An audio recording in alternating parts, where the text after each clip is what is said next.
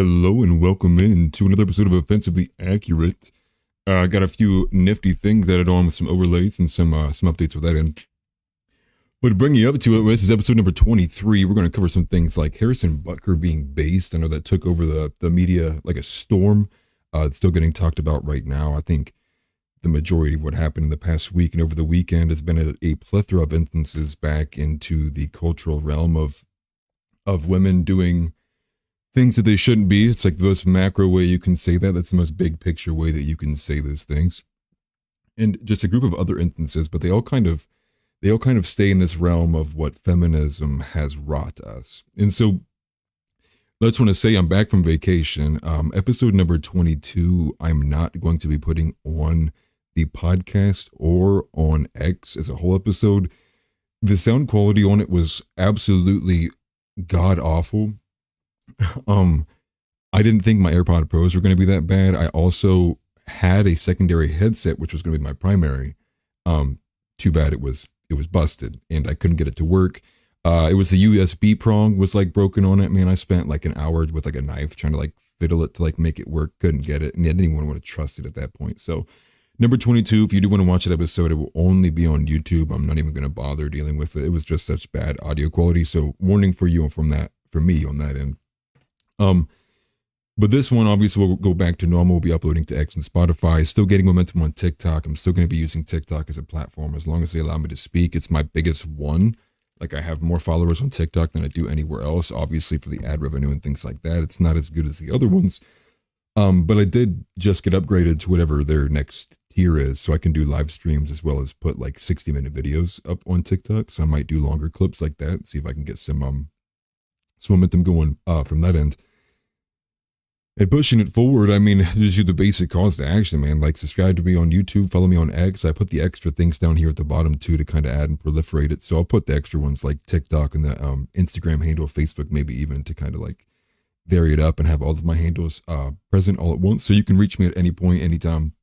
I'm always game for conversation. Just know if you do come at me argumentatively, there's a good chance you get posted on my socials. You know, just messing, but probably. But here's what we have for today. Live streaming on X is supposed to get boosted. We have the Indiana boy who unfortunately unalived himself that's being talked about. I don't even know how this can be controversial. I think most of the controversy is coming from how the parents decided to behave with the information that they had about the bullying. And there's a bit more to it. We'll get into it. Obviously, Harrison Butker.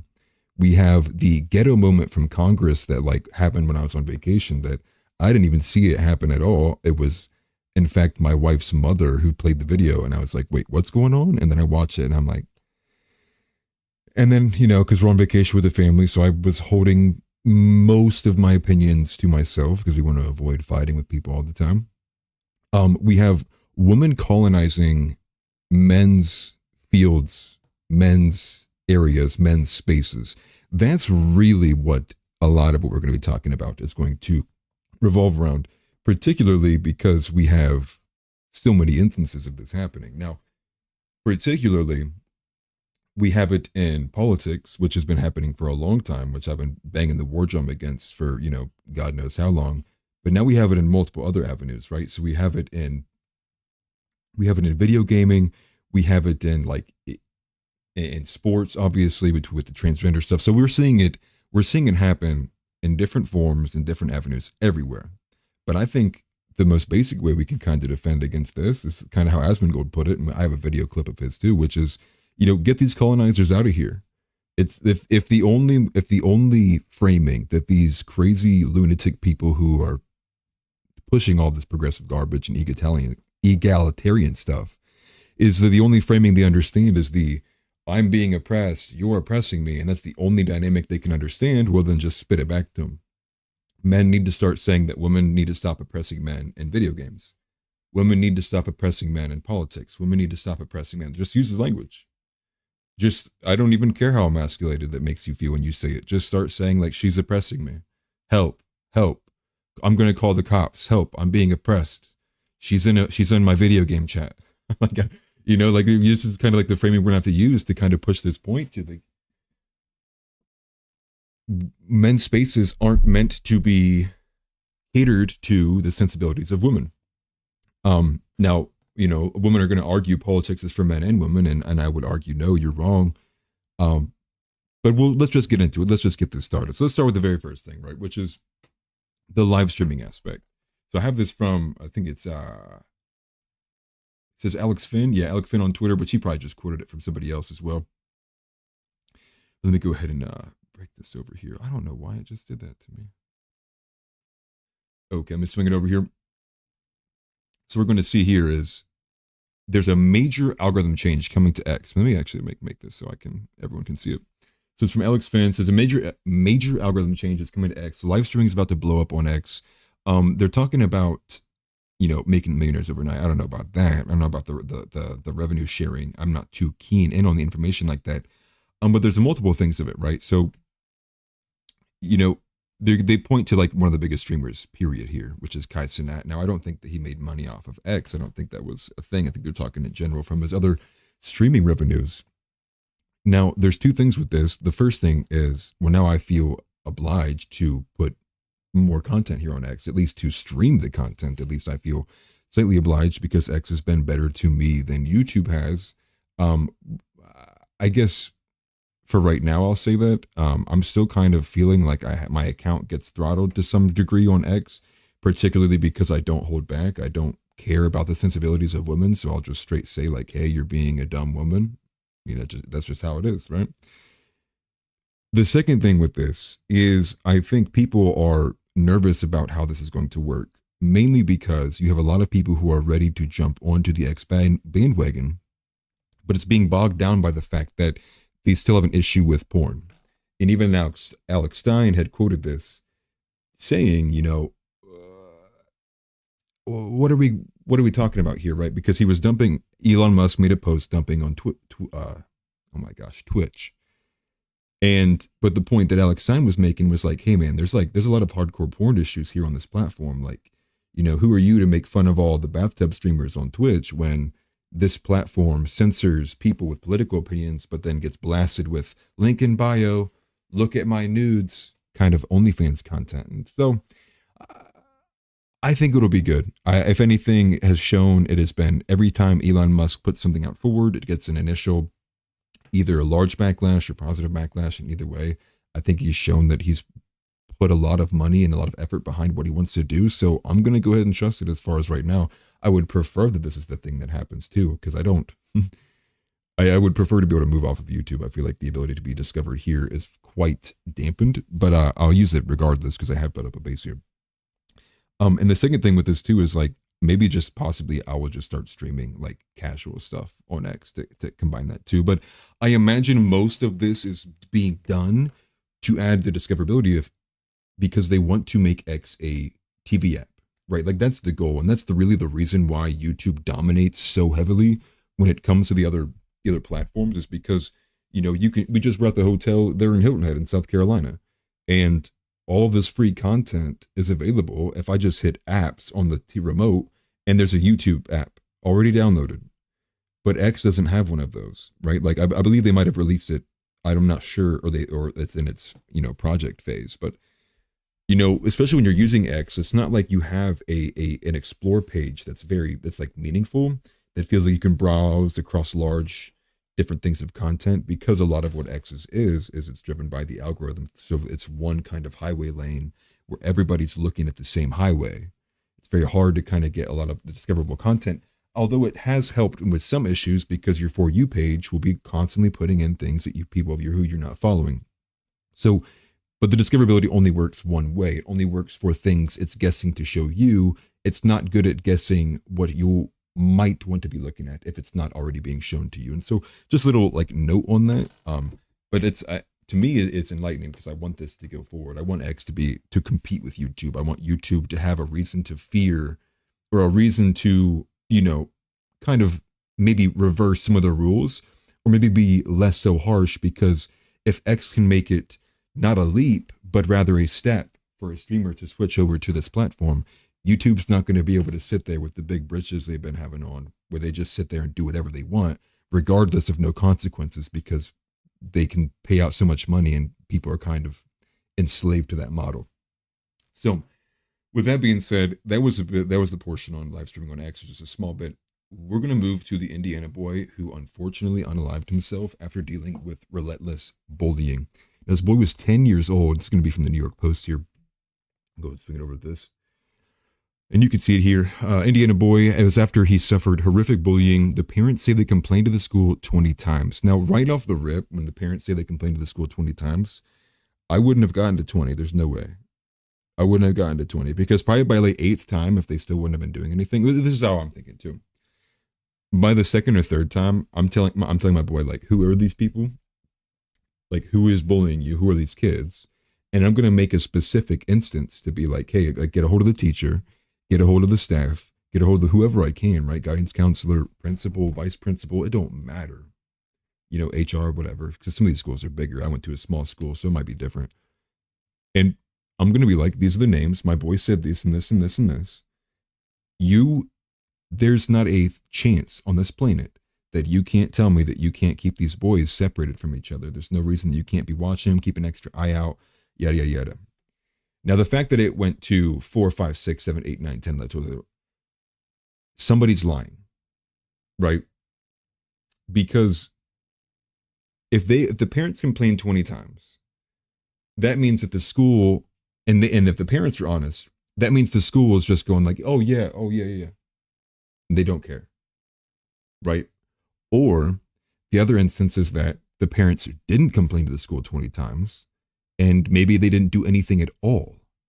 And maybe the reality is that they're like, oh hey, like we'll just let like oh he'll get over it, or man up, or maybe they just didn't think he was. Maybe they thought he was being dramatic or dramatizing what was actually happening to him. Especially, I guess, if he's not coming home with bruises and things like that. But that was what I first thought when I walked into this or read the story. So I went ahead and I was like, let me go ahead and go to the local news reporting about this. And so the school, and I'll show you this here in a second, the school is claiming that the parents never filed a bullying report, but said they were in contact with the parents numerous times, but are not at liberty to share the content of those conversations. So let me go here because I think this is what I had it pulled up on. We'll just go straight to the New York Post. So I did have a little clip I wanted to show as well. It's at the back end of this. So this is the local news report. I hate that I have to watch an ad. I apologize, guys. In the town of Greenfield, east of Indianapolis, So let's just take this a watch. It's going to be probably like, what, it's like two and a half minutes. Just listen to this. It's at the very tail end of when they're going to open up and they're going to show like the little, they're going to show like a couple emails from between the parents and the school counselor. And I just found it was wildly underreported for the backlash that the story is getting. So we'll just take a listen here.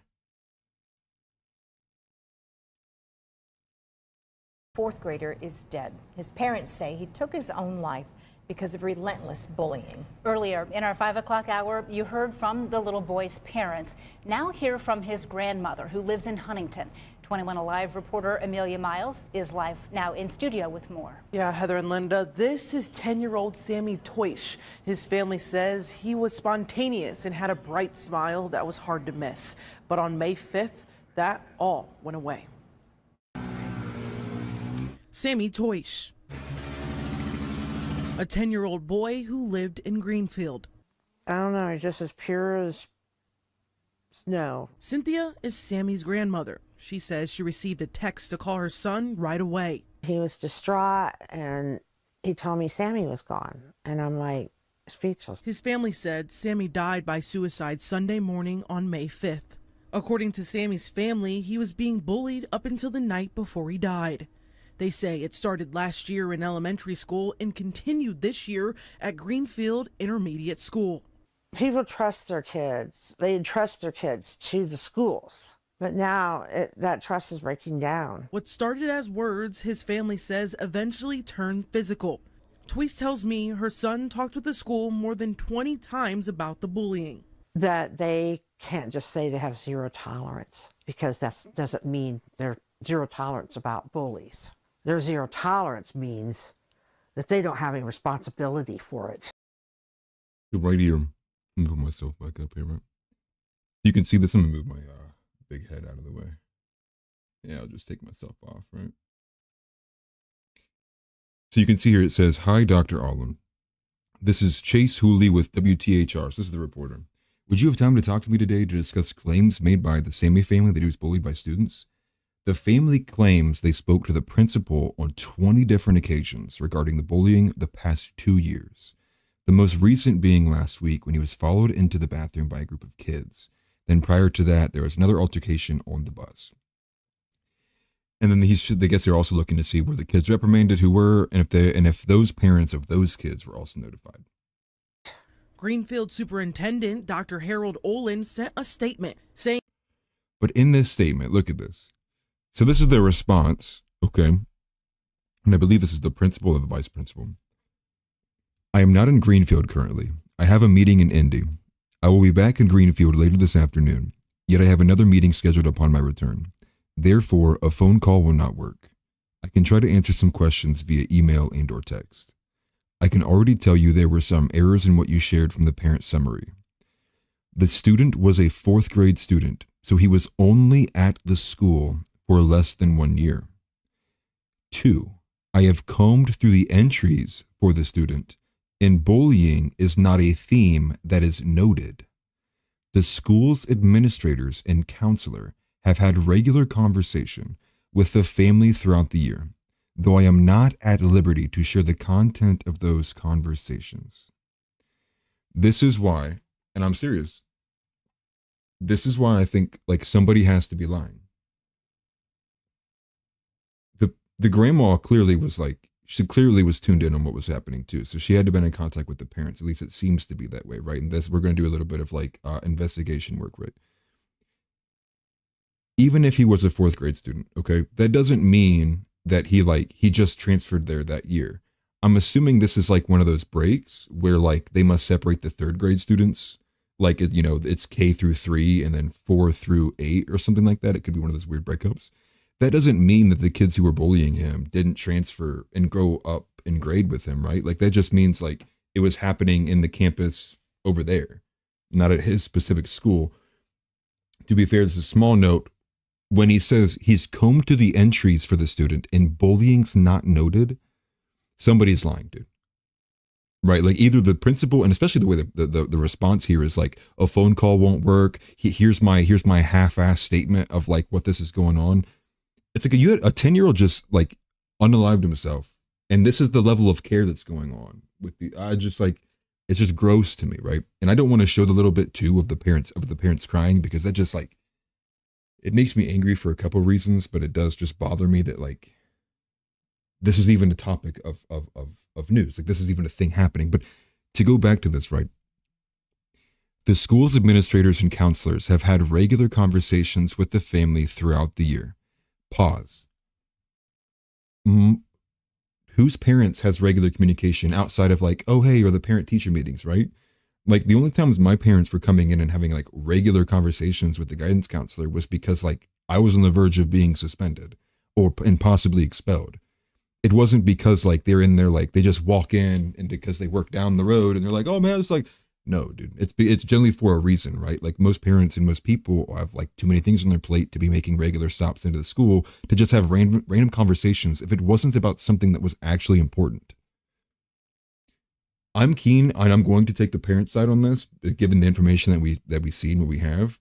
This makes me think that the school is just blatantly lying. And it makes me think that it's probably exactly what the grandma said. It's probably like they just don't care.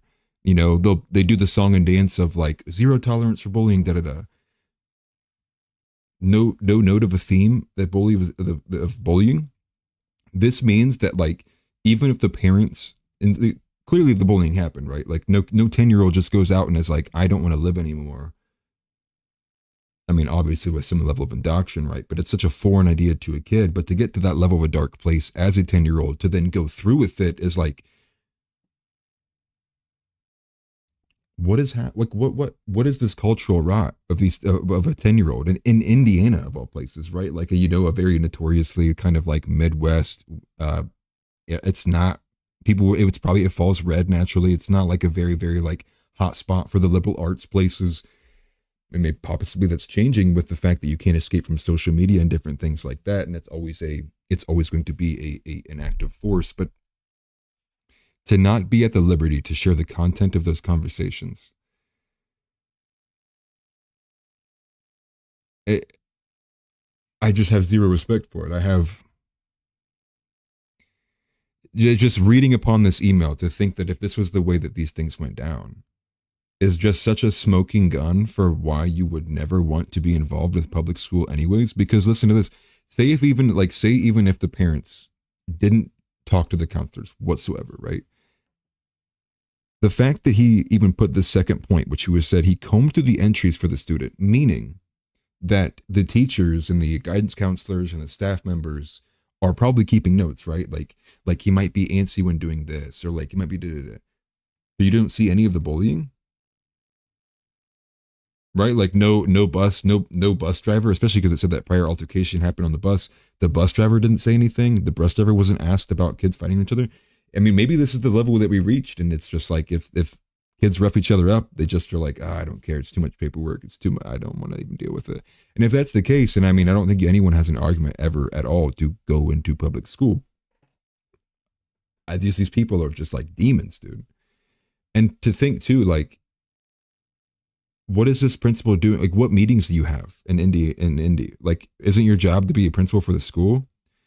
I would think if a principal of a high school had an instance where one of his students did this, would you not expect the principal to then be dropping everything he was doing to then go and address and investigate and understand what was?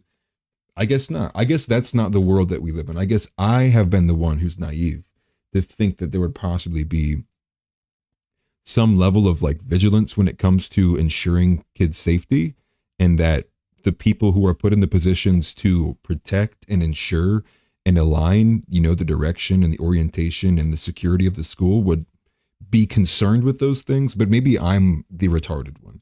Maybe I'm the one who's just sitting here just so dumb for thinking that people would actually do the things that they are paid to do. Possibly. It wouldn't be the first time I'd be an idiot about something. And we'll just finish this out, but there was one final point, and I don't believe it's in this video, but we'll let this video play out. Let me go ahead and flip it back here.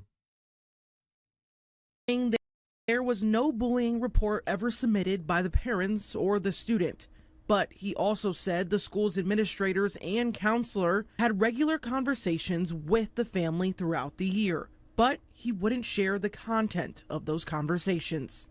Really close to his mom. As Sammy's family prepares for his funeral, his grandma has one last thing to say. I just always told him, I said, Grandpa, I love you so much. Mother was really distraught, and my heart goes out to her and all mothers who've lost a child. Now, the month of May is Mental Health Awareness Month. If you or someone you know needs help, we included a list of resources in this story on our website. That's 21alivenews.com. Reporting in studio, Amelia Miles, 21 Alive News. Okay, thank you so much, Amelia. Okay, so that's it for that. It's always like some ad. It's always got to be some ridiculous ad. Okay, let me pull this back here. Let me get my face back on screen because I messed that up. Wow. Okay, so this is the little screenshot I wanted to show you here.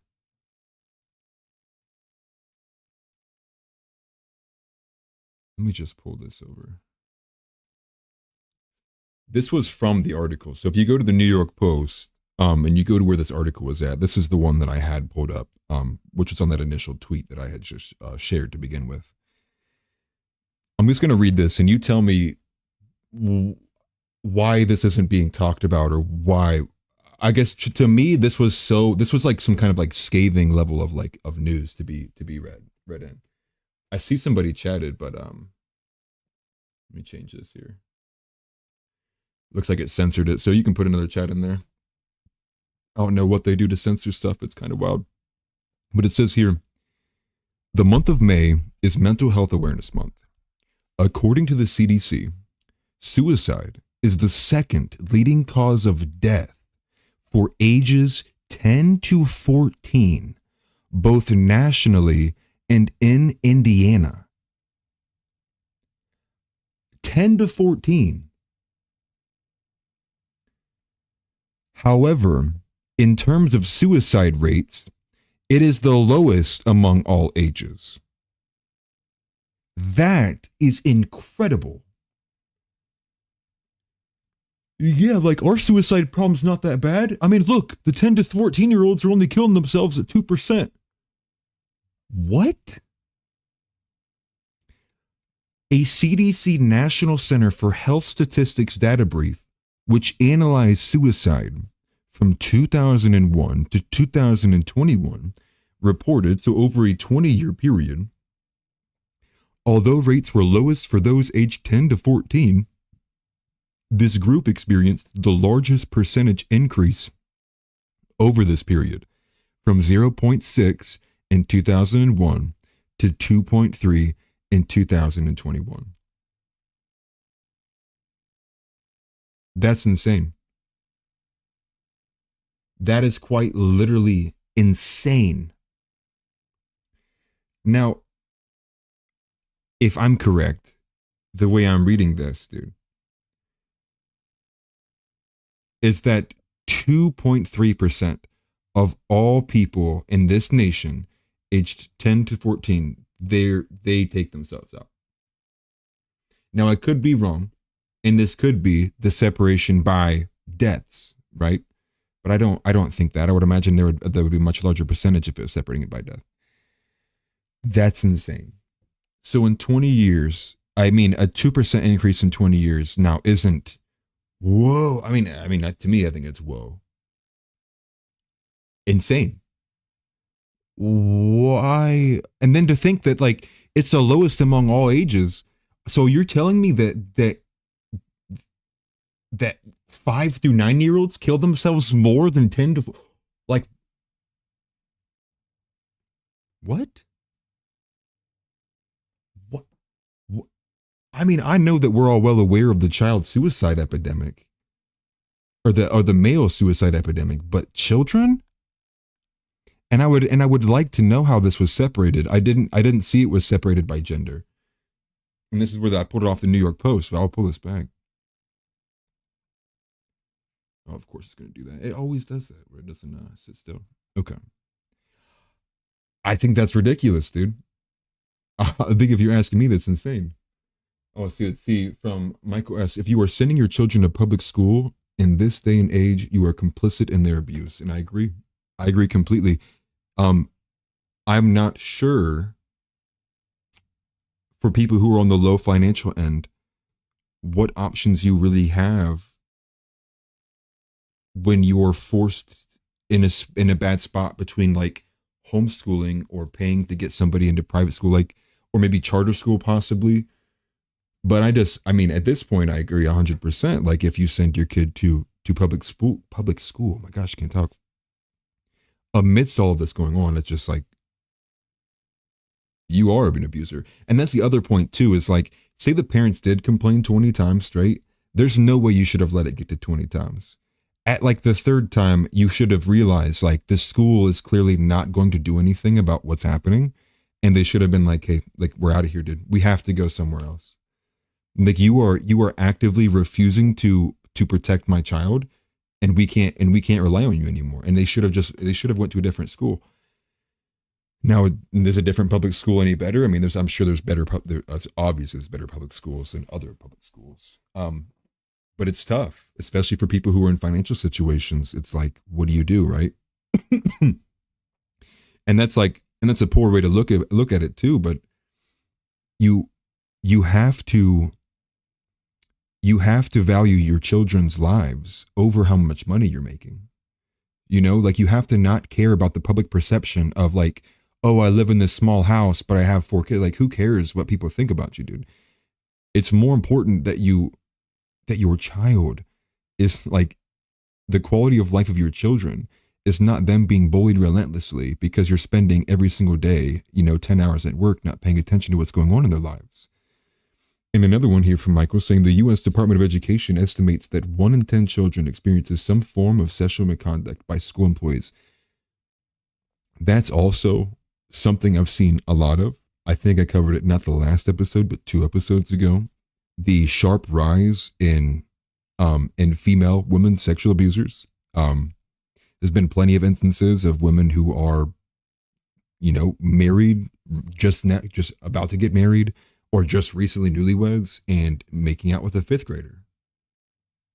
To me, that's like what I had said initially was like, to me, that's the sign of like, these are the initial signs of the rat utopia experiment, like the beautiful ones. And it's these people who even have, like these girls, for example, who are teachers, they went through school, they got college, they're going to get married, like they have everything. And it's somehow not enough. They somehow had to reach out to this final tail end of a polarized, hypersexualized world because something deep and evil and disgusting in their head was telling them, like, that's what you want to do. This is what will make you feel happy. This is what will make you feel better. This is what you should do. And it's touching kids. Like, and to be fair, it's not all just being driven by women. A lot of this has always been upheld by, with men doing awful things, being allowed to be in these positions of power in the school. And for whatever reason, and it's not for whatever reason, this is for the, it's because we live in the fallen world. We live in a fallen world where, people care more about feeding the flesh than they do care about feeding the spirit. And so people do disgusting, evil things. That's the best explanation I can give you, is that people are evil by nature. And those who don't repent and don't reach out and do everything they can to love and know and see the truth of Jesus Christ, this is what all they can ever really amount to. Like, sure, they can not do such egregious and devastating things like this, but if you're orienting your life around just worldly things, what was it worth to gain the soul or gain the world just to lose your soul?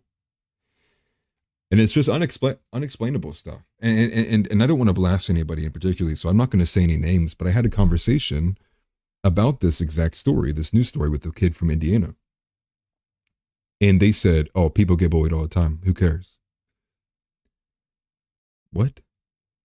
Like, yeah, people got bullied all the time, but the suicide epidemic wasn't like this. Like, people weren't just dropping each other like or dropping themselves like this, let alone like not, pre-18-year-olds. Now, when I was growing up in high school, there was a growing instance. I was even around it. One of my good friends, his older brother, did it when he was younger and still in school with me.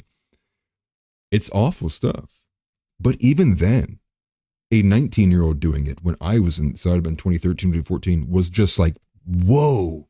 Like, people were like, what? Like, that's what, why? There's no way he was so young. Oh my gosh. Now a 10-year-old does it 10 years later and people are like, he should have been tougher. Now, I guess I could pick a different thing. I think he should have been tougher too, but it's not in any way putting blame on him for what was happening to him or saying like the reason why he did this was because he wasn't tough enough. I think that might be more in the macro aspect because of the emasculation and feminization of society. We're building and generating men who are just simply incapable to deal with these things when they experience them because, maybe in his head, he was like fighting back wasn't even an option, right? He was like, if I fight back, I'll be a toxic male. I can't do that. Like, I don't know. Right. But it seems like this is a growing theme of children taking themselves out or having just blatantly very, very evil things happening to them. And I think to me, it's just a very, very encapsulated way to say we're at the tail end of the rat utopia experiment with the American empire, combined with the fact that it's the eschatology of what is in the Christian doctrine. Pair those things together, and you're getting my worldview, which is what it seems to be. We're like on these tethered ends of a dress, where one thread's been getting pulled for forever, and now we're on the final end as we're watching the thread rip through the last two lines of fabric. That's where it feels like we're at for me. Like, it feels like we are. The purity of the world is so gone that now that's why we're seeing children being attacked so much and so heavily, is because women out here beyond the age of 18, for the most part, they're not pure. Most men aren't pure beyond the age of, 12 years old at this point in most societies because of how they're raised and lack of being raised. If I was to say one big point about this entire thing, it would be exactly what this commenter said with what Michael had said, which was, if you send your child to public school and you're not completely vigilant, you are entirely complicit in the abuse. Entirely. I think if you are in a situation financially where you just like, it's something you must do, It's the burden is on you to do all of the vetting, ensuring, I mean, at this point, it's got to be every single day. And that means you got to put in the extra work to look at what they're doing. What are their assignments? What are their grades doing? You got to make sure you're checking in on their health, checking on their day, talking to their parents. And that's like an extra job. But I think that's would be what was required of you if you are in a financial situation where you can't escape the public school system, or depending on your region.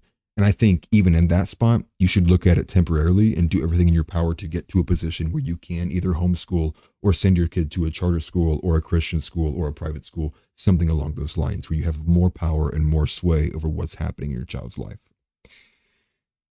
So to put a wrap on that one, we'll move on to the next one. I know it's a rough story. I didn't want to show the parents crying either because it's all around just very, very rough. So let's go to Harrison Butker. Harrison Butker based. That is exactly what I titled this little segment. Now, I'm sure people have probably heard, out the woozah of about Harrison's speech and what he said in his speech. And so I'm not going to dive into the exact what he had said in his speech because I think it was great. And I think now there are some small minor points where it's I come from the Protestant, the Protestant Christian worldview. Now, there are some things where I've seen some theologians kind of question where I've stood on the Protestant stuff, but as I'm right now, I am a Protestant. So I did see that there was some Protestant versus Roman Catholic kind of ideological spins going on this.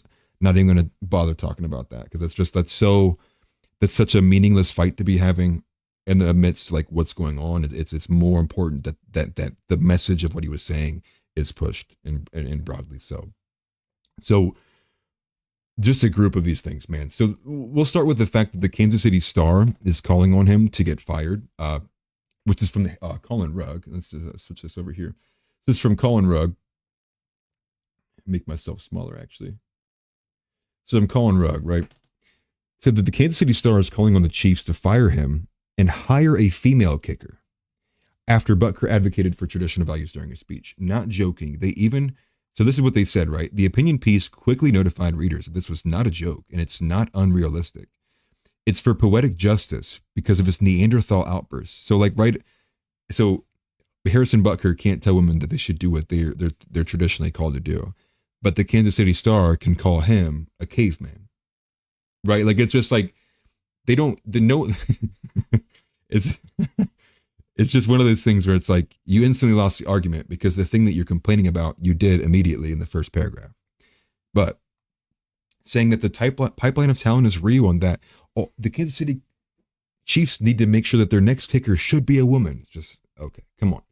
That's a small piece, right? But the big thing is they're going to go after these girls who made their appearances in college, which is here's Sarah Fuller. And there was another one too. There was Maya Turner. I'm not that too familiar with her, but Sarah Fuller was a girl from Vanderbilt. I believe it was Vanderbilt, if I'm correct.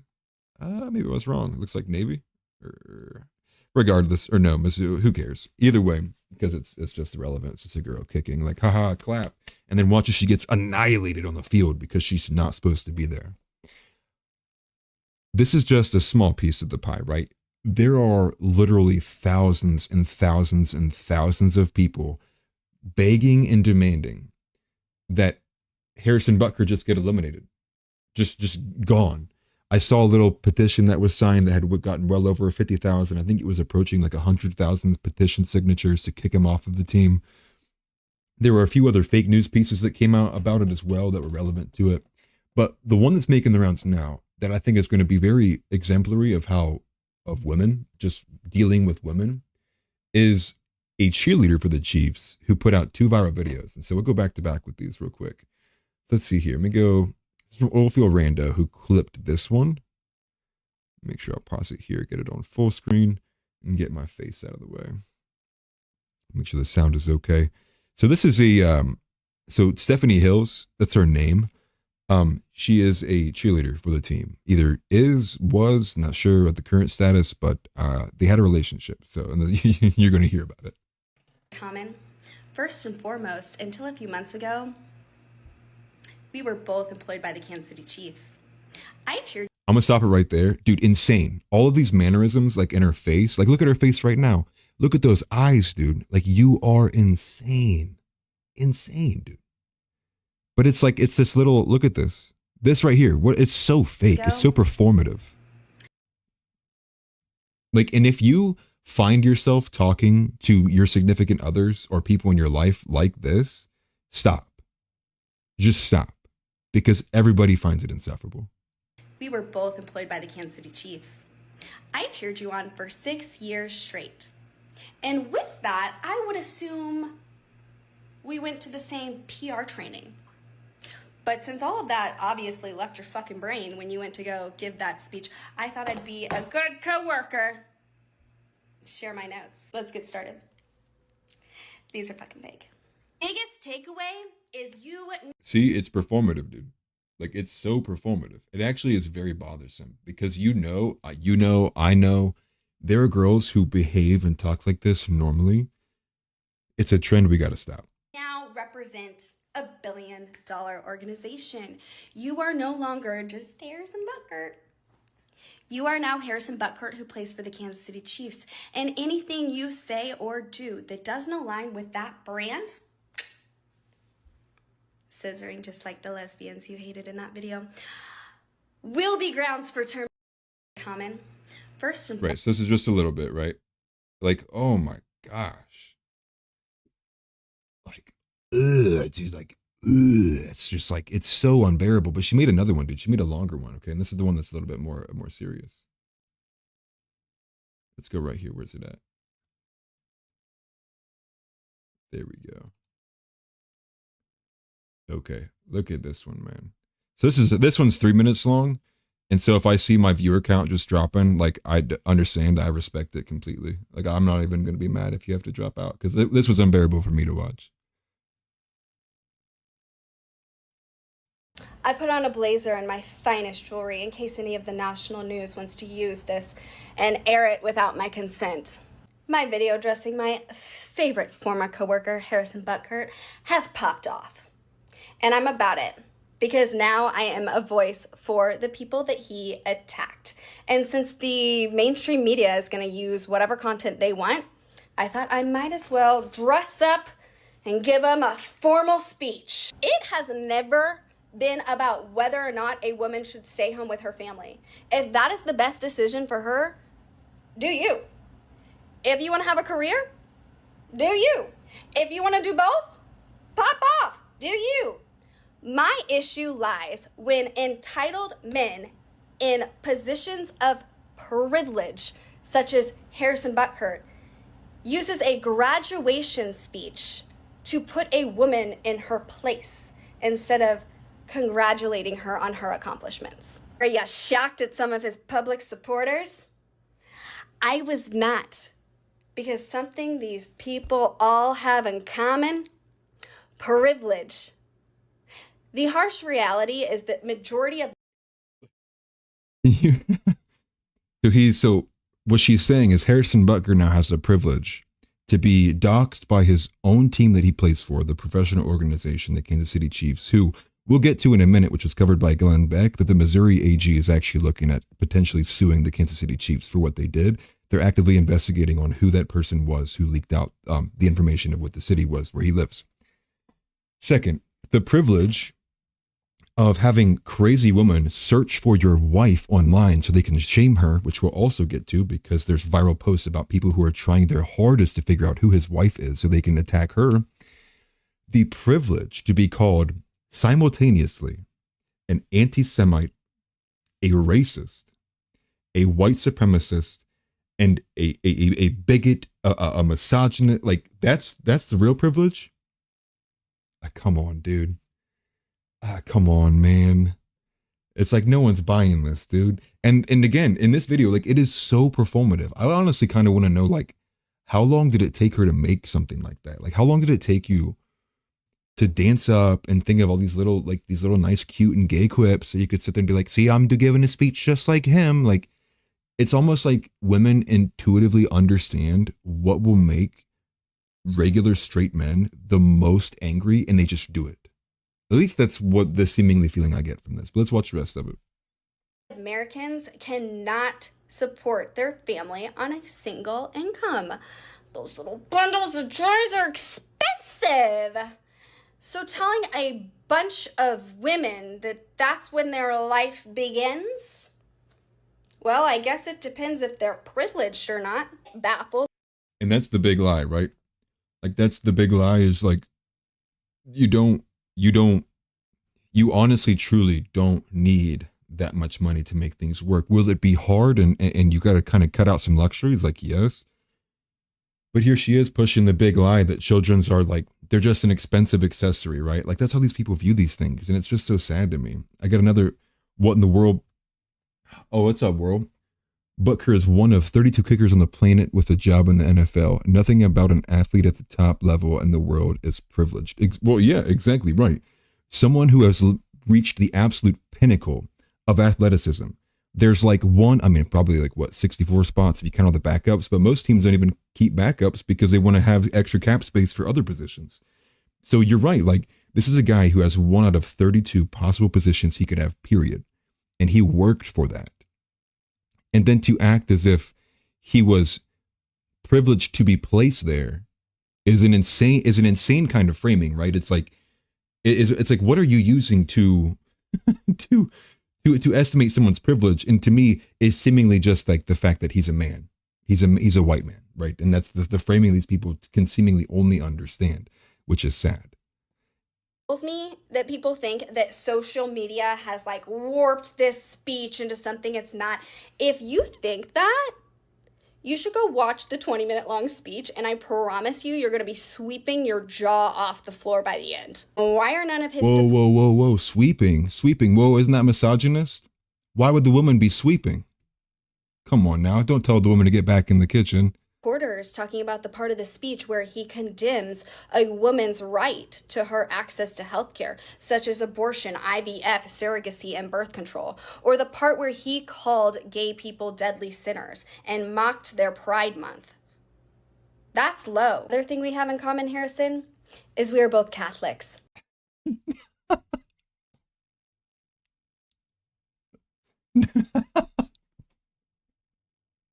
That's the part that gets me, dude. Every time, dude. She's a Joe Biden Catholic. That's the only thing I can understand from that. Like, what do you mean? It's low. Wow. A Christian said his worldview out loud, what he thinks about the world. That's low. Shut your mouth, Christian.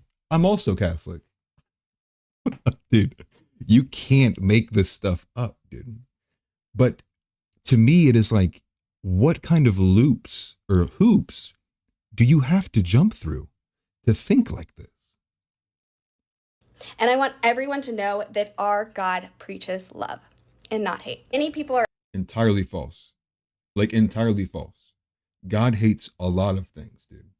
God can't even look at sin. Dude, the fact that it even talks about how God had to turn his face away during the crucifixion because of the culmination of sin.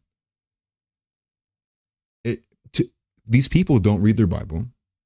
And honestly, one of the best calls to rebuke someone out for public sin is when they're sitting there espousing very, very disgusting evil ideology. And then they cap it with, I'm also a Christian. That's when you go, no.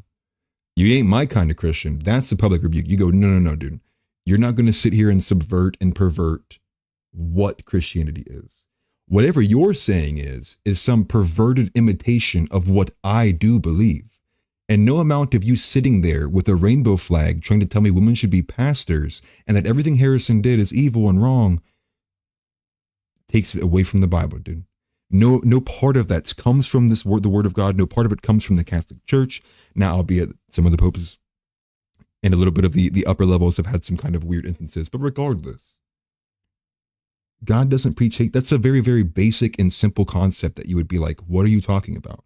Do you not understand? Do you not understand the nature of the fallen world and sin? But I digress. Let me not get on too much of a tangent with that. I go back and finish it. We got like 30 seconds. Are asking if there's going to be any consequences for Harrison Butker. And I can tell you now, the answer is no. Because he is a Super Bowl winning kicker. He is a privileged male athlete, and like many other privileged male athletes, he is untouchable. Female athletes do not have that luxury. Untouchable. This woman making a video that has going to have millions of views, 50,000 likes on it. You can see from here. I'm sure it has more now at this point. Untouchable. What is what does untouchable mean to you? Can you give me a definition? like I think we're using a completely different English dictionary from each other because you keep saying words that I don't think you understand. Like, man. We cannot speak out about controversial topics without risking our reputation and our career. Well, there you have it. Can't wait to see if my jersey sales increase. You know what? Like, and this is insane. Okay. So listen to this, right? Listen to this literally very last portion. Not about the jersey sales. I don't care.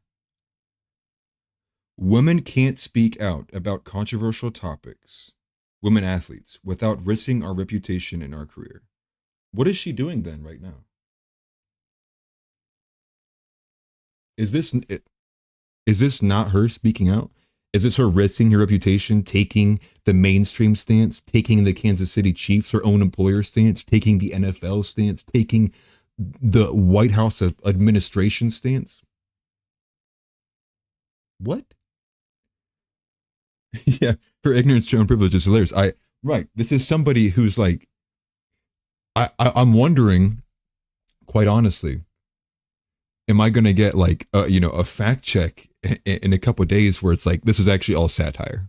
This woman was just joking. It was actually completely fake. Because then I would like, okay, it was kind of funny because it was really performative. But I think she's being for real, dude, seeing how it's picked up steam. But that's what I mean, right? Like these people get in these like, they hold these positions where you have to literally make like logistical, backflips to make the logic make sense from A to B to C to D. And apparently it's privileged if I'm the one who calls that out. So, well, I guess I'm not a kicker. So maybe I'm not privileged if I call that out, right? And so we get more pieces of this, okay? And so I had a little note here. It's like women like this are literal cancer. Agreed with myself. This is from Jew Hernandez, right? So there's more to this, right? There's everyone coming out the woodworks, okay? This is apparently privileged. Now this one was a bit less on point with the specifics of what he said. This one was just like a pure emotional wine mom Karen reaction. And even it's from the I've Had It podcast. They say his LDE is showing, which, okay, vulgar warning, everybody. LDE means little dick energy. It's just a very common thing women do. When the women who will sit here and herald body shaming is a terrible thing are the first ones to say LDE. Every time. We'll be the first ones to say it every single time. So, pull this up here. Okay, watch this, dude, because this one was just crazy. This is from Drew Hernandez. I found this. Drew Hernandez quoted this one. He might have clipped it even. The kicker for the Kansas City Chiefs, who has got to be the most sexist, white supremacist dick I have ever seen in my life. Watch this. I think it is you, the women, who have had the most diabolical lies told to you. Some of you may go on to lead successful careers in the world, but I would venture to guess that the majority of you are most excited about your marriage and the children you will bring into this world. I fucking hate. Well, okay. And this is the one thing I didn't understand. What is white supremacist about that? He didn't say one thing about whites need to go procreate. White women need to go do this. Whites. But again, everybody at this point understands that's just the common, that's the smear, that's the say anything Christian, say anything conservative, that's the go-to. White supremacist. White supremacist. Like, but the way they talk about it, like the way he's just like, he's not even speaking to a specific woman. Now, granted, he's speaking to a class of women, okay? He's speaking generally, right? Like he's speaking about what he views about the world and what he believes. And he was invited to give his commencement speech. And and just him saying what he believes is enough to qualify him as a dick. Like, I'm sorry, like, what? Hate him. It's unbelievable that at a time, this last football cycle, where all of these women are attracted to the NFL because of Taylor Swift. Right. And here's this incredibly successful woman, Taylor Swift, that has this amazing work ethic. And then I forget that this type of person exists everywhere. And this is evangelical Christianity. What he said is so disrespectful. So they know it. They know it. She said it out loud. She actually said the quiet part out loud. I didn't catch this the first time I watched this video. This is evangelical Christianity. She hates it. She hates Christianity. Especially when you come off the rip and you say he's a dick. He's a white supremacist. Like, terrible person. Like, I would go out on a limb to say that this woman is possessed with some level of demon, whether that's tier 1 through 10, who knows. But you point it out and be like, the reason he's saying these things to women is because of Christianity, means that like she has an awareness that like she's not even more angry at Harrison. She's more angry at what Christianity is, by making the point, and I'll go back a little bit, by even making the point that they're everywhere. It exists everywhere. These type of people exist everywhere. I'll play it again. And here's this incredibly successful woman, Taylor Swift, that has this amazing work ethic. And then I forget that this type of person exists everywhere. And this Exists everywhere. I know. Christians everywhere. Isn't that such a drag? this is evangelical Christianity. She knows what it is. Look at that. Look at that sneer. She's loaded it up, dude. She gonna hack a spit, and looking at that nose, I'd wager to say she's Jewish. What he said is so disrespectful, to such a large portion of women, and it's so dismissive. I hope that he is canceled to hell and back, and I feel so sorry that his wife has to sleep with him.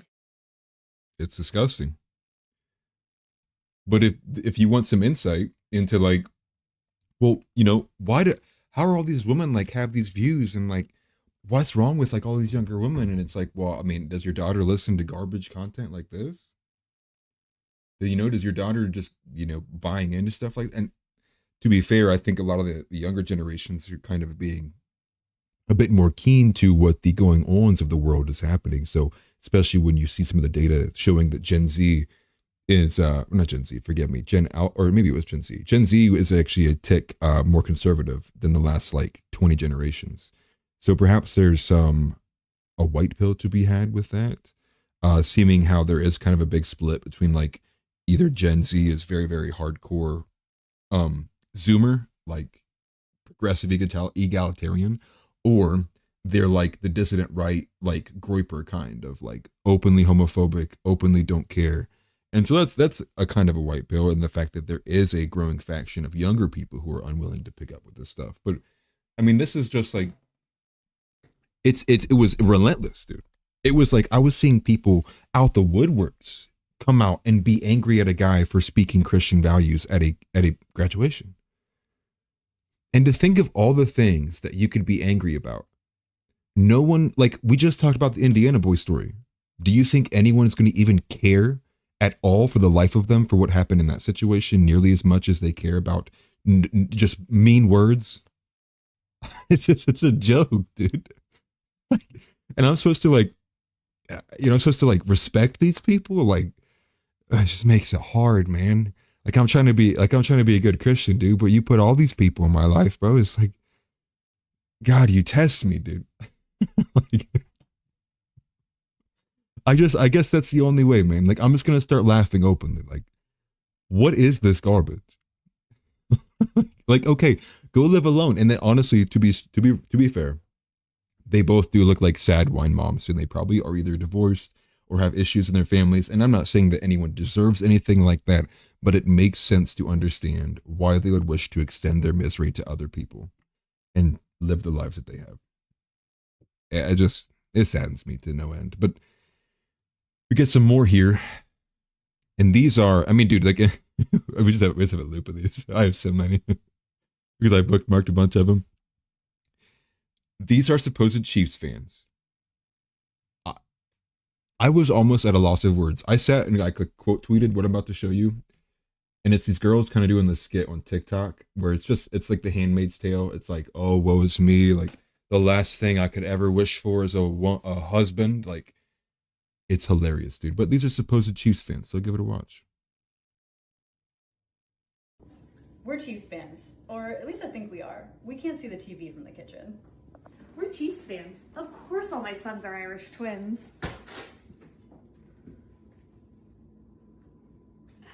We're Chiefs fans.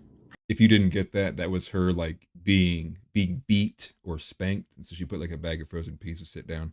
I'm catching some of these references because I grew up in a an old timey kind of place. I can actually cook.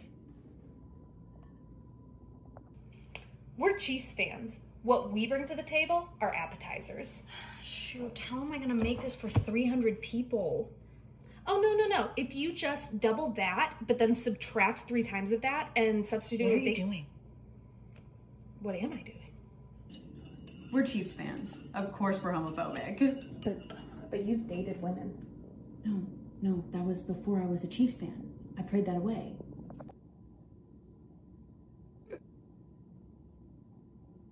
Like, they have taken the most egregious examples of what like a 1950s life is, stripped it from its origins of Christianity in the traditional, set and what the matrimony of marriage is supposed to represent. And they are now, I guess, strawmanning what Harrison Butker said by making a mockery of a lot of things he didn't say. It's odd because it's like, well, when, did Harrison sit there and tell these groups of women that they need to make sure that they all sit there and wait for their husbands to give them permission to speak? No. He said they're going to truly love and enjoy, and they will appreciate what marriage is. And in fact, he believes that most women's lives truly don't start. Like, it was all positive light. He wasn't sitting there saying like women need to do this, women need this, women need this. He was speaking from his viewpoints, what he believes the positives of this are. Didn't make mention to any of this kind of stuff. But they take it as, because the message, anytime someone goes, I'm a Christian, I'm this, the left has trained these people like good little doggies to only hear what they want to hear. So when they hear Christian values, they hear he wants to own me as a sex slave. And there's really not much you can do. These people, they have phones, they have this. You have the summation of all human knowledge is in this thing, dude. As long as you're connected to the internet, you can just type something in to Google and look it up. But they refuse to do that. They refuse to care.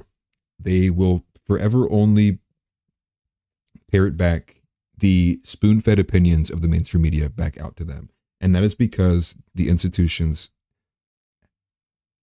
for one, everyone knows that the left has invaded these institutions, but the main fact is that these institutions are the leverage, right? Like, as long as the institutions will back these mainstream opinions, these people will be as free and feel as encouraged to take these stances as possible. It won't change until we give or start aligning some kind of disincentive or incentive system away from things like this. But it's impossible to do that when you have zero control over institutions. So you're kind of stuck only with word of mouth and hoping with self-epiphany that these people can kind of come and understand like what should be versus what shouldn't be. We're Chiefs fans. Of course we've had lobotomies.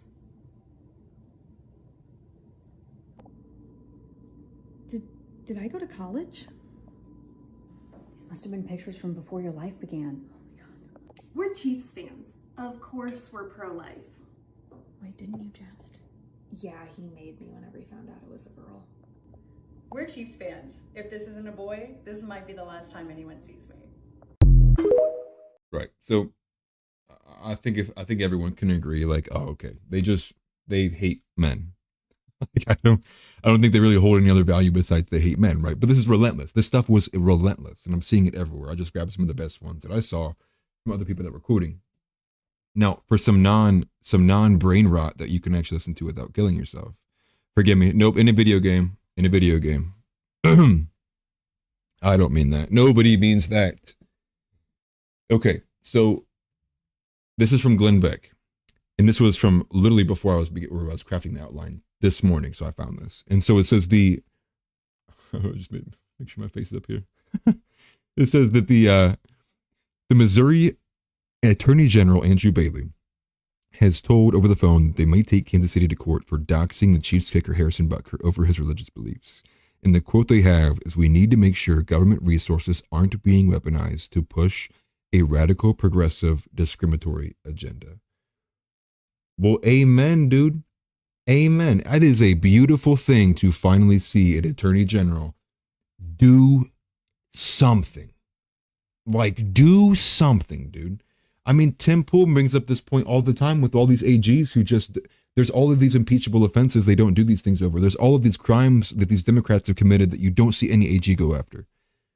And it's because, you know, these, whoever they are, Republicans, they would rather appease the public perception of what the New York Times may write about them than they would care about furthering the interests of their constituents. And that's just the sad, corrupt game of politics and who you vote for. But I did want to go ahead and watch this and show you what they said about it.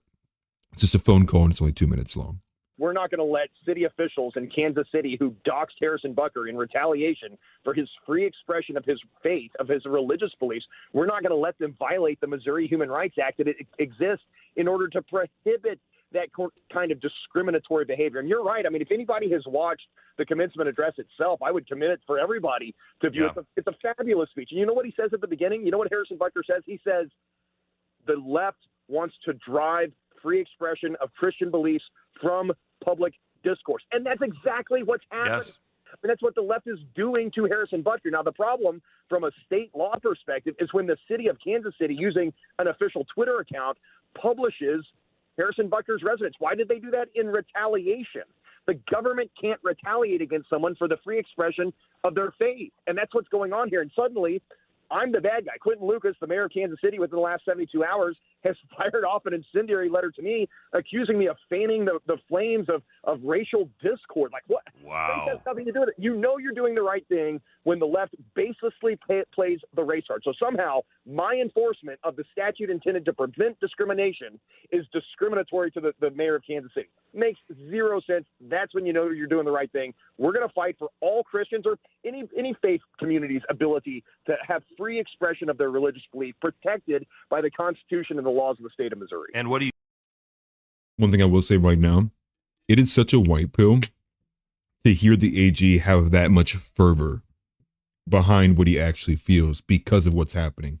And, you know, it could be maybe a little bit of a home field bias, because I would imagine if you're the Missouri AG, you probably are like a home field Kansas City fan.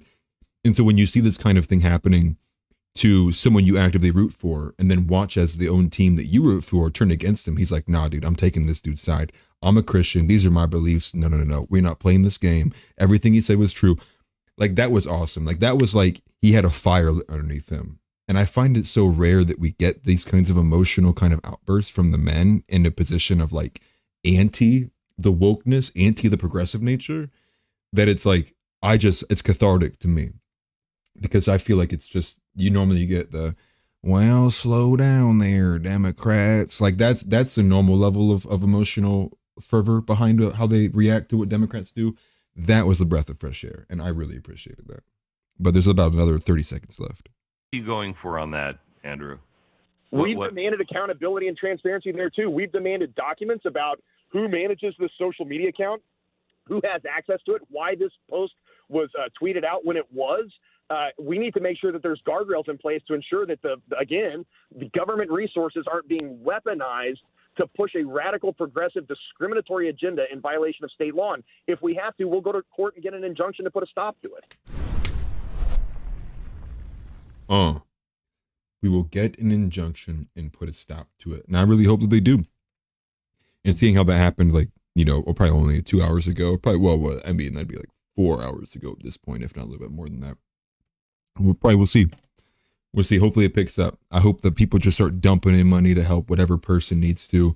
I'm sure you won't even need money if the AG picks it up and they prosecute on their own end. So you wouldn't even need money for a legal fund. You would just need to make sure that the prosecutors are doing what they should be doing to help get this taken care of, particularly because I believe it was a single individual, or actually, no, it's two individuals who operate that social media account that Harrison Butker was doxxed from, straight to jail, dude.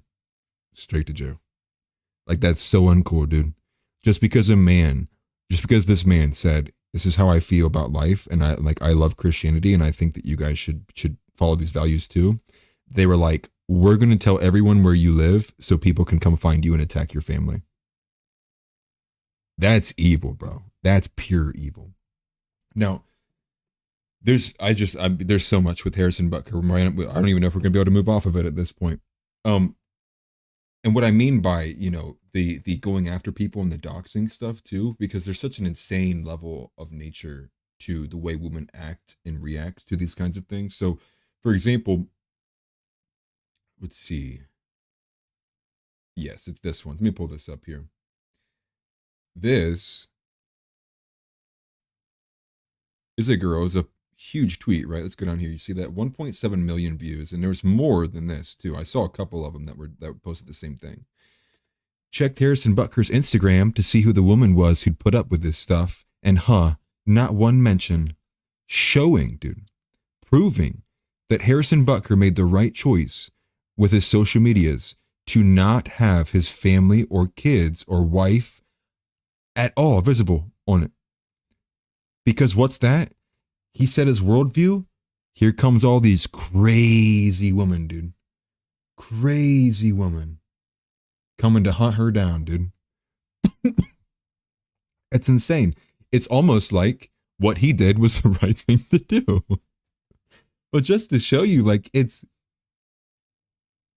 who made you like this? Right? Like who made these people like this? Who made this woman like this? And now I'm glad, because this post did get quoted by a bigger account and got called out for it. So I think that's kind of died off, but it just shows the religious nature of what we are as Christians opposing. These people believe in it with a fervor, with a faith against Christianity. I don't even know what they truly do believe in outside of progressivism and egalitarianism. I think it's honestly, they just blanketedly believe in utilitarianism without understanding what that honestly is. And what you get for saying that is, we're going to come after your wife. We're going to say you're privileged while you get smeared across all media. You're now going to feel unsafe with your employer. And the thing is like, he doesn't care. And just to show you that he doesn't care, I have this one. This is from Nick Adams, saying he's the last of the alpha males. This is Harrison Butker on what he would do if he was to be vaccinated, or if he was going to be forced to be vaccinated. For me, I just felt in my situation, I talked to my wife, and I was fully okay with stepping away from football. I was like, I'm going to stick to my principles. Wow. I'm not going to compromise. And if this is my last season, then so be it. For me, I just felt, if this was my last season, so be it. So be it. What more masculine words can you say besides someone tell you, like, hey man, if they're going to do this, they're coming after you. So be it. Like, that's, oh dude. Like, that's like, that's masculine catharticism right there, dude. Like, that'll get me shouting in the theater, especially if you get some good movies and masculine stuff. But that stuff doesn't exist anymore. Hollywood's so fake and gay, and it just shoves transgender, queer, sexual, pansexual relationships, and we'll get a bit of that to the tag end. But I mean, look at this. Like, he's just this guy. He's literally is the Chad Wojak meme. You know, like the blonde white dude who's like, yes, that's who this guy is. He doesn't care. Come after him, dude. And especially now at this point, like, he's got the money made. Or I mean, I'm sure he's got money made. Like, come after him, dude. He will not. This guy was not. He's not in a position to be desperate to do things out of his principles or out of his principality. It's awesome stuff, and I wish we truly had like more men who behaved in this way. And that's what we need. And I'm going to sit here and stand for Harrison Butker. I'd get a jersey, but I just don't have the extra money to spare for a Chiefs jersey because I'm a Chargers fan. And I just like, I mean, you know, it's conflict of interest, man. Like, I just can't do the Chiefs jersey, but support this, dude. I support this 100%. Everything he said, I stand by completely, and I would stand with him if I could. I wish it didn't have to be this way, But until it's not, we have to be the bold ones who stand alongside this. Like, I'm willing to get attacked by random women, dude. Here, ready? Call me ugly, dude. Call me fat. Call me, I'm not your type. Oh, I'm a white man. Call me little dick energy. I don't care, dude. Not a thing that you could do would make me walk away or turn my back away from the values that that man just espoused. Not a thing, dude. Not a thing. Ready? So be it. Like, I don't care. And until we get the majority of men to act like this and be like this and pursue the excellence of what man should be, which is what Harrison Butker has installed in his life, we got to keep pushing. You got to keep pushing and fight back against it too. The only final thing I'll put on this is a little notice here too, because I think some people saw it. I think even my wife saw this too. There was a little post that said that Andy Reid had come out in defense of Harrison Butker. It is entirely fake. It was quoted that Reid said, "I'm due to retire, and if that's what it takes," saying like he'll draw the line there and that he'll go if Harrison Butker goes. Entirely fake. Don't buy into it. As far as I've seen, Andy Reid hasn't put out a single statement by himself. There's also another post floating around too. That is, I'll put on stand, yeah. And there's another post going around that said like Travis Kelce will retire if Harrison Butker's on the team. That one is also fake. So two different, one to appease leftists, one to appease conservatives. They're both fake. So if you see those, just understand they're from like satire sites and they got spread out on X because people like cheap and easy money. Yeah, so be it. Yeah. I'm going to start using that more now that I said that. Also, I'm glad you're in here, Whirl. I literally checked out one of your videos not too long ago. I'll have to actively engage with your stuff now too. I appreciate you being in here, brother. I was just surprised you even saw my stuff, to be fair, but I think you follow me on X. Let's move off of Harrison Butker because I think I beat the absolute crap out of that one. This is Ghetto Congress is the next section I wanted to get into. Now, you probably have an idea of what I'm going to talk about, but instead, let me just go show you a picture, an image. Pictures speak more than words. This is who rules over you. This is who rules over you. It's sad, honestly. And if you don't know what this is from, I'll play the video afterwards. But this is beginning this section in which I'm going to begin talking about why we need to begin to expel women from the political arena entirely. And what we should be doing is starting with the physical positions of the politician seats, whether it's in Congress, whether it's in other, treasury positions, etc., etc. It must be expelled because what we got 3 minutes essentially of some of the most ghetto, hood, unprofessional, uncouth 3 minutes of Congress I've ever seen. And then this is what Jesse Kelly said. Harrison Butker tried to tell everyone, and I couldn't agree anymore. So let me flip back to the me cam. Let me pull this up. I have it pulled right here. And this is from Black Twitter of all places. And if I'll just show you before we get into this video, they're all supporting. I mean, dude, this is a massively viral video, right? 10 million views on this one, okay? Let me put my face on it. 10 million views on this, okay? 10 million views. Most of the comments are in here supporting what AOC and I think her name's something Crockett, who knows, she's a woman, it's irrelevant. They're all supporting what had gone on. Like they're cheering it on. And some of the comments are like, I'm gonna have to start watching this instead of my actual show.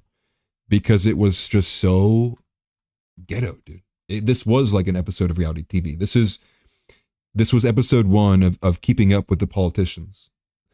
Keeping up with the politician. Like that's what this is. So let's just take a listen. It's 3 minutes long and you'll be embarrassed. Or maybe not. Maybe you'll just laugh and be not surprised or shocked. I'd like to know if any of the Democrats on this committee are employing Judge Merchan's daughter. Please tell me what that has to do with Merrick Garland. Is she a porn star? Oh, Goldman. That's right. He's advising. Okay. He's advising who? What? Do you know what we're here for? You know we're here about AG. I don't think you know what you're here for. Well, you the one talking about. I think your fake eyelashes are messing up. No, what you're ain't reading. nothing. Hold on. Listen.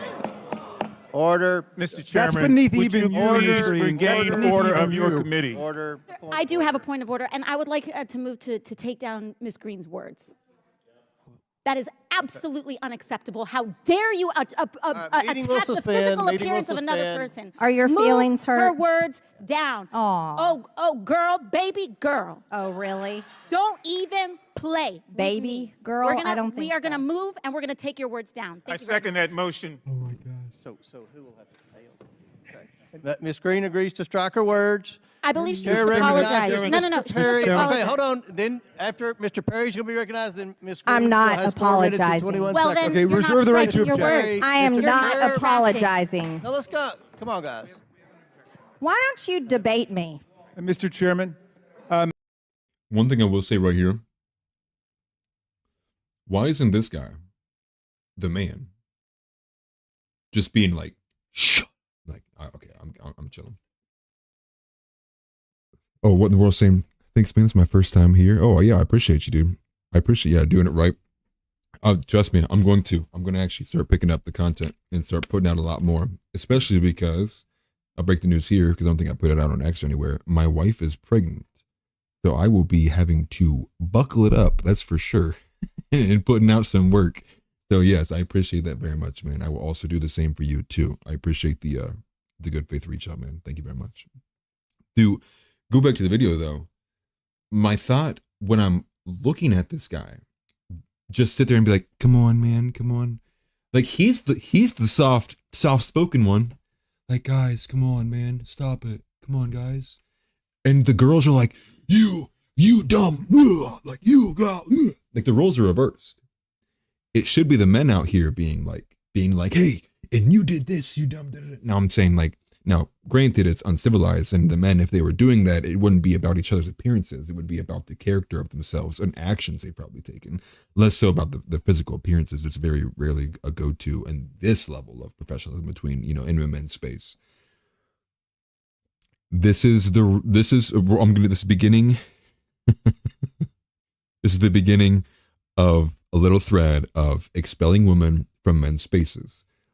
What Marjorie Taylor Greene, AOC, this Jasmine Crockett girl, and the rest of any girl who are all in this group, they are actively right now oppressing men in their spaces. They're oppressing men in the men's space. They are colonizing politics. Get out of here, you colonizers. Politics ain't for women. like that's like, because this is what you get. Like, women will dominate the social conversation if you allow them in to the arena.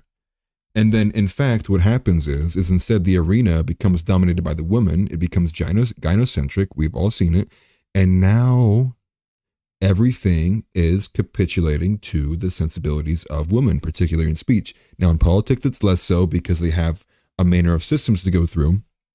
But even in this manner of system, what a gigantic waste of taxpayer dollars to pay all of these people to come in here and be no different than an episode of Keeping Up with the Kardashians. Outright egregious. And there's about another minute and a half, and I'm going to promise you, does not get much better. The minority. It's pretty self-evident. You're not. Yeah, you're out not. of order. You don't have enough You're out of order. intelligence. Chair recognizes Mr. Perry. Okay, move to strike I'd like to strike move to those strike the words lady's as well. words. I would like to strike Order. those Lady's as well. words again. That's 2 requests to strike. That's 2 requests to strike. Oh, they cannot take the words. There's another motion to strike her words again. Please All right. get Okay. your members under Here's control. the correct apology. Ms. Green, do you agree to unanimous consent to strike your words? I repeat again for the second time. Yes, I'll All strike right. my words, but I'm not apologizing. Without objection. Without Not objection. apologizing. 21 seconds. Mr. Chair, point of order. Who's? It's me. Ms. Crockett. I'm just curious, just to better understand your ruling. If someone on this committee then starts talking about somebody's bleach blonde, bad built butch body, that would not be engaging in personalities, correct? A what now? Chairman. And so, okay, so you get the picture, right?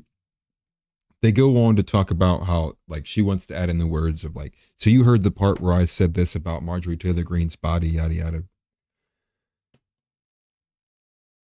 It's just, man, what a waste. And this is what you want your tax dollars going towards. It's just a game to them, right? It's just a show. Like, You have ridiculous amounts of abortion going on. You know, you have people pressing for full term abortions, you know, at the 9-month window or even beyond that. You have World War III on the verge. You have literally Iranian president went missing around this time period, or you know, and then you have prior to that, I should say, there's an assassination attempt on the Saudi prince in the Emirates. There's all this stuff going on, and this is what the focus is on. And of course it will be, because now the mainstream can go running to the internet for all the people who are apathetic to the actual going-ons in policy and the inner workings of what's happening. And now everybody's going to talk about this. And next thing you know, things like the Indiana boy out of the news cycle. Like, it's just, this is why women need to be outside the political arena, because now the political arena is about everything but that. Now, I'm not saying the singular onus is because women are in politics, now politics bad. I'm just saying by them being there, it will never get better. It doesn't add anything to the matrix by forcing politics to capitulate to everything about them. And this goes back to the Harrison Butker thing, right? Like, the true vocation of a woman is to be staying at home and with the children. It's not to be in Congress passing laws. Now, disagree with me on whatever grounds you want, but understand that, like, there was a reason our country was very foundationally different, you know, pre the 19th Amendment than what it is now, particularly when it comes to just basic levels of, like, forgive me, like the single parent epidemic, the suicide rates, all of this, right? Now, you can't single-handedly go back and trace most of it. Now, I will say a large portion of this you can trace directly back to what feminism has instilled. But the bigger portion here is that these women are in a male space, and now we are doing woman-female things, which is crying about each other, trying to get one-ups on each other, trying to get the gotchas. And to make this point even more, I'm going to go against Marjorie Taylor Greene, because I don't have a side in this. I'm the dissident right. I'm not conservative. Well, I'm conservative, but I'm not Republican, and I'm not leftist. I am Christian right, which that doesn't really exist in our politics. So let me show you this, right? So this is exactly what the follow-up to this was. This is Marjorie Taylor Greene, because she keeps getting attacked about her body, now posting herself on social media because it's more important to her to ensure her public image, because she got called, you know, a butch built body or whatever. And it's like, look at this. There's nothing political about this. Like, go back to the kitchen. Like, what are you doing? And this is a woman, right? And so this is the thing too. Marjorie Taylor Greene is someone who's had multiple affairs on her husband. And I'm sure she's not going to apologize about that either. Marjorie Taylor Greene's done some good things, and I appreciate what she's done to some aspects in Congress, but it's still what I'm holding on with the message here is like, no, like she'd be way better off if she just could stay home and take care of her kids, and she didn't have to come into Congress and yell at AOC and do all this, because it's making her, quite honestly, less of a woman, and she has to masculinize herself, and then you get these androgynous kind of personalities and characters from these politicians. And so, again, just showing you the sensibilities here go right back, because, oh, yada, yada, oh, I have this good moment, and here I am, bop, hours later, here I am, just, oh, I'm going to post myself on social media, even though I have a husband and children. I'm going to put my body and me doing something. And now, to be fair, this is rather modest. And I don't think I have anything against how she's posing or her modesty or anything in there. Now, I would think it would be better if she never felt the inclination to want to post herself online, especially as someone who has had multiple affairs against your husband. Well, then don't you think you should probably exit the public spotlight instead of stop bringing just these little tidbits of shame and humiliation? And so, again, the argument I'm putting forward is a hard one to get people to agree with, right? Which is, we need to excise women completely out of the political arena. We need to excise women completely out of any of the male-dominated spaces, of the ones that are meaningful. When it comes to, and I'll bring it up here soon, when it comes to things like video gaming, that's one where it's like, play, sure, but don't demand that this space change because you're here now. Like, gaming is still like, 80-90% male. It might be less than that, to be honest. And so I'm not saying like women can't play video games or we should have segregated video games, but don't come on there as a woman and expect that men are going to cater to what you want, or we're going to have like some kind of like super progresso mode, right, where everything's all equal and we're all happy dippy. Like, nah, dude. When someone camps me in Apex and I pass that corner, I don't care. I don't care if you're black. I don't care if you're a woman. I don't care if you're retarded, you have Down syndrome. I don't care if you're 98 years old. You spawn camping rat, GTFO, you beep, beep, beep, beep, because I'm playing games, dude. That's just the way it is, man. That's my space. That's what we do. That's what we do. That's how most men act and behave. And then it's like, oh, okay, it's just a game. And that's why people, women will even get like these points, right? Where like I have it with one of my friends where he'll rage out and he's like, gosh, and he's like, all right, guys, run it back one more time. And his wife is just sitting there like, why are you playing this game? It just makes you angry. But what the woman doesn't understand is that's how men live life. Like, it's not easy for most men to do most things at all.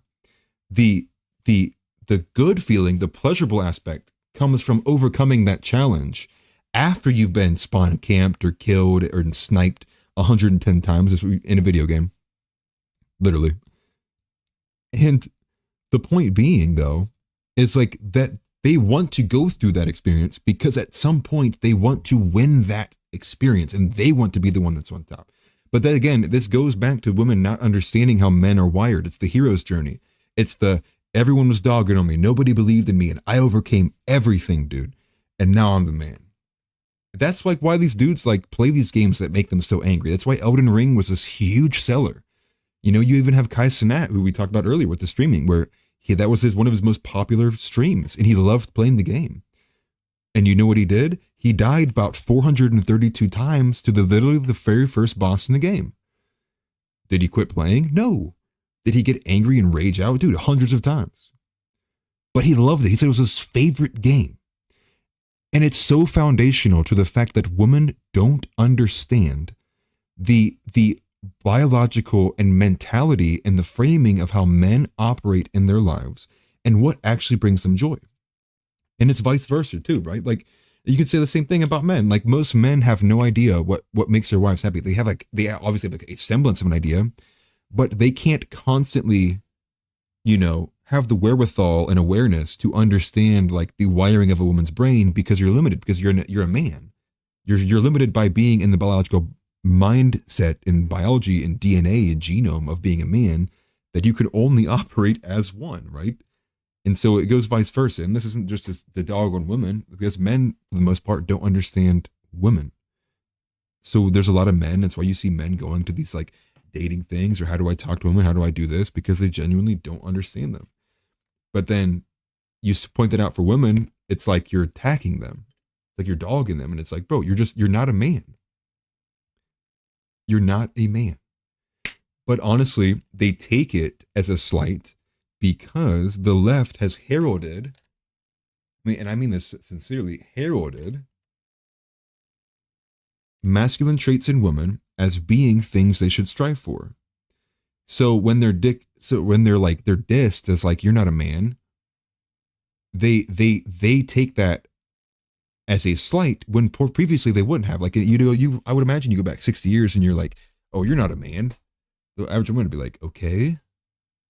Or if you did go up to a woman in the 1950s and like, you're a man, she'd be getting angry, dude. She'd be like, I'm not a man.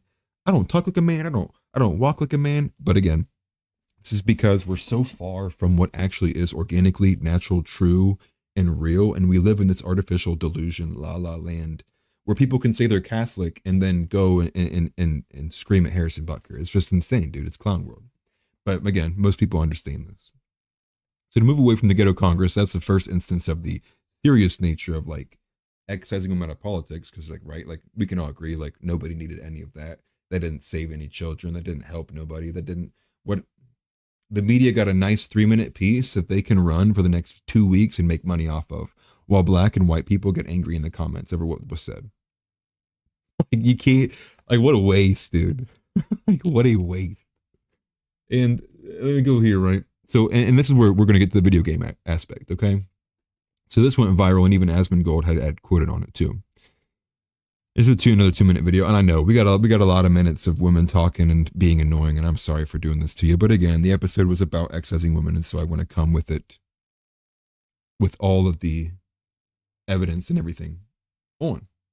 Oh yeah, take care, world. I appreciate you being on here, man. I saw you shot me a message. I'll respond to you as soon as I'm done streaming. I appreciate you, bro. And Asmongold, I even had a small portion on this, but again, this is to go back to change the framing, call women oppressors. Say, women, you need to stop oppressing men, stop colonizing men's spaces. Like, just use the framework against them. I think it might be the only way, because just, like, you're colonizing video games, dude. Like, get out of here. Like, go back to the kitchen, man. But you can see, let me pull this up here, okay? This is from Steph Ani. Let me go ahead and make myself smaller. So she quotes this video, and we'll watch the video right after, but she says, insulting men, labeling them as toxic, and saying they are the problem, while also demanding that men step up and defend you is wild. Gaming isn't all about large white headphones and cleavage, sweetheart. If you can't handle the heat, maybe you're more suited for the pools, hot tubs, and beaches side of Twitch, which everybody makes a fun point about that, because, and if you go to Twitch, you literally go to the just chatting stream, or I think they even made a new section called hot tub streams. All that is girls trying to put as little clothing on as possible while still not breaking the rules. It's wild. It's literally, it's accessible porn for those who need to bypass an 18+ restriction marker. That's essentially what it is. And that's, I would imagine, that's why it's so popular. So it's probably a bunch of minor boys watching a lot of these things. Let's watch this video. Asmongold did a bit on it, so I have to do a bit on it. And he did well, but the thing is Asmongold doesn't come from a Christian perspective most of the time. He just comes from like a caveman, a cave video game basement gamer perspective. And I appreciate him because I think he's pretty spot on and honest with a lot of things. But I wanted to put it in the reason, in my less progressive, less secular viewpoint. So let's go ahead and watch this. She wouldn't last 10 minutes in a COD lobby is not, nor has it ever been, a valid excuse for men to act like pieces of human garbage in gaming. I shouldn't have to play a game where all I say is hi and the whole game is thrown and I'm in hell for the next 40 minutes because men are being emotional about it. That is not normal, and that's not how the old COD days were, because I promise you, as a man, you have never had somebody throw on the basis of your gender. That doesn't happen. You can say it happens. You're lying. I'm sorry. I don't know why that's... Which Asmongold did say, that part is true. I will also say I apologize for the sound. I maxed it out. It's maxed on everything. I don't know why this video, just a very, very quiet video. But she's right. And the reason why she's right is because women don't have a monopoly on video games, nor is it a women's space. So why would women, throw the game just because a man was playing it? In fact, I would imagine the woman would be excited that a man is playing the video game. Such a common thing in the comments of my videos. You guys want to be oppressed so bad that you'll look at a man calling me telling me he's going to tell me to get back in the kitchen and say it's not a woman thing and say that happens to you too. It doesn't. There's a reason that historically male-dominated spaces are known for being toxic and unsafe. That goes for gaming, that goes for sports. Any male-dominated space is a bad one. That's not me being sexist. That is me saying there is an inherent issue with the way that you guys have your locker room talk that makes everybody else feel unsafe. And it's all about the sensitivities, right? It's unsafe. And it's her begging exactly what the quote tweet is. It's just, I'm just trying to play the game and it's all mean words. It's all bad. It's all me. Men need to listen to me, right? Okay, this is the same woman. This is the same exact woman. We're just going to jump right over to this. This is the same exact woman, okay? It's from Malcolm Flex. Female streamers. Men are toxic and ruin the gaming community. Also female streamers. And dude, I about dropped to the floor when I heard this.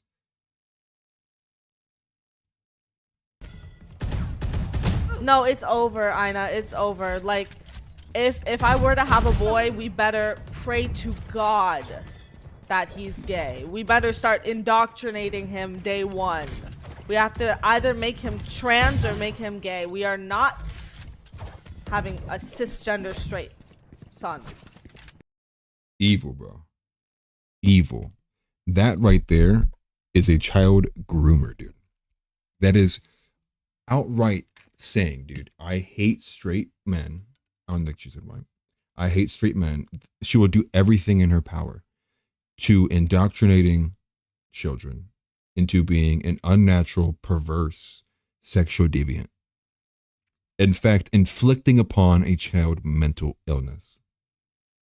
Now, Asmongold had this statement where he was like, you know, nobody should be indoctrinated, whether it's straight or, and it's like, come on, dude, you don't have to be indoctrinated to be straight. You're born that way. Now, to be fair, I do extend the hand out to the argument that people struggle with being gay as someone would struggle with a gambling addiction. And so I'm not sitting here saying people aren't born without the struggle of that, or that it's just, you know, an insane thing. It's like, you know, I can understand that people would struggle with certain vices. And so I would imagine that is a bit not much different than an alcohol addiction, or dealing with being, or an anger issue, or dealing with anything along those lines that is also a vice, that's also sinful. I imagine it follows in that same path.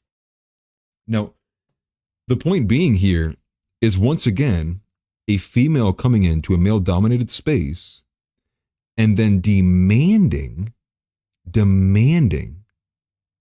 that the entire space change for her, who's in the minority, just because she doesn't like the way that she's being spoken to. It's so toxic. But it's not meant for you. You came into their space.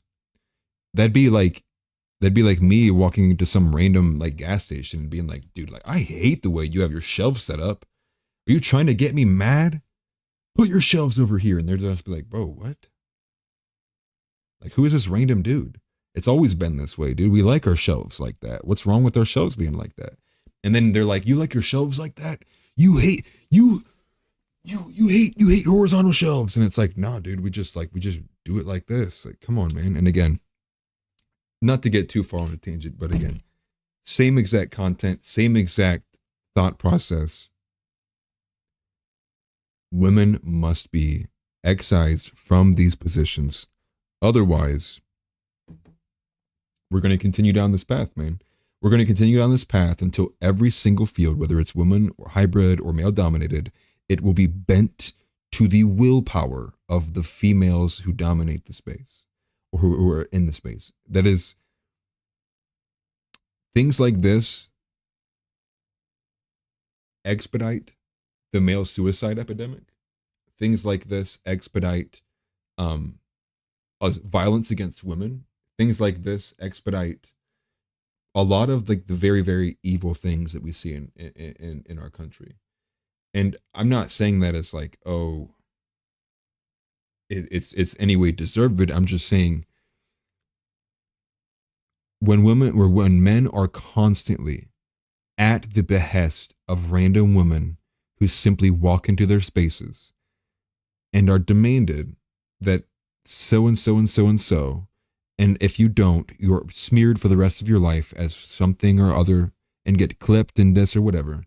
It leads to these men who continue on this pattern of just dropping out entirely.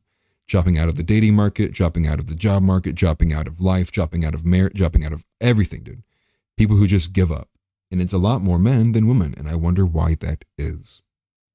So, again, just providing a bit of evidence to further cement the argument that women need to not be in these spaces and the downsides of them as well, especially because it's not coming just from a woman, you said bad thing to women, or there was like some concerted effort against this woman. It was just because she joined a lobby and these guys started saying things she didn't like. And now here we are, you know, millions of views later. And now you have everybody coming in with their commentary of why these male toxic spaces are bad. But then at the same time, you have her saying, well, however long ago, yeah, I'll do this to straight men. Like, I'll do this. And it's like, you don't think that's agendaed? You don't think she's biased?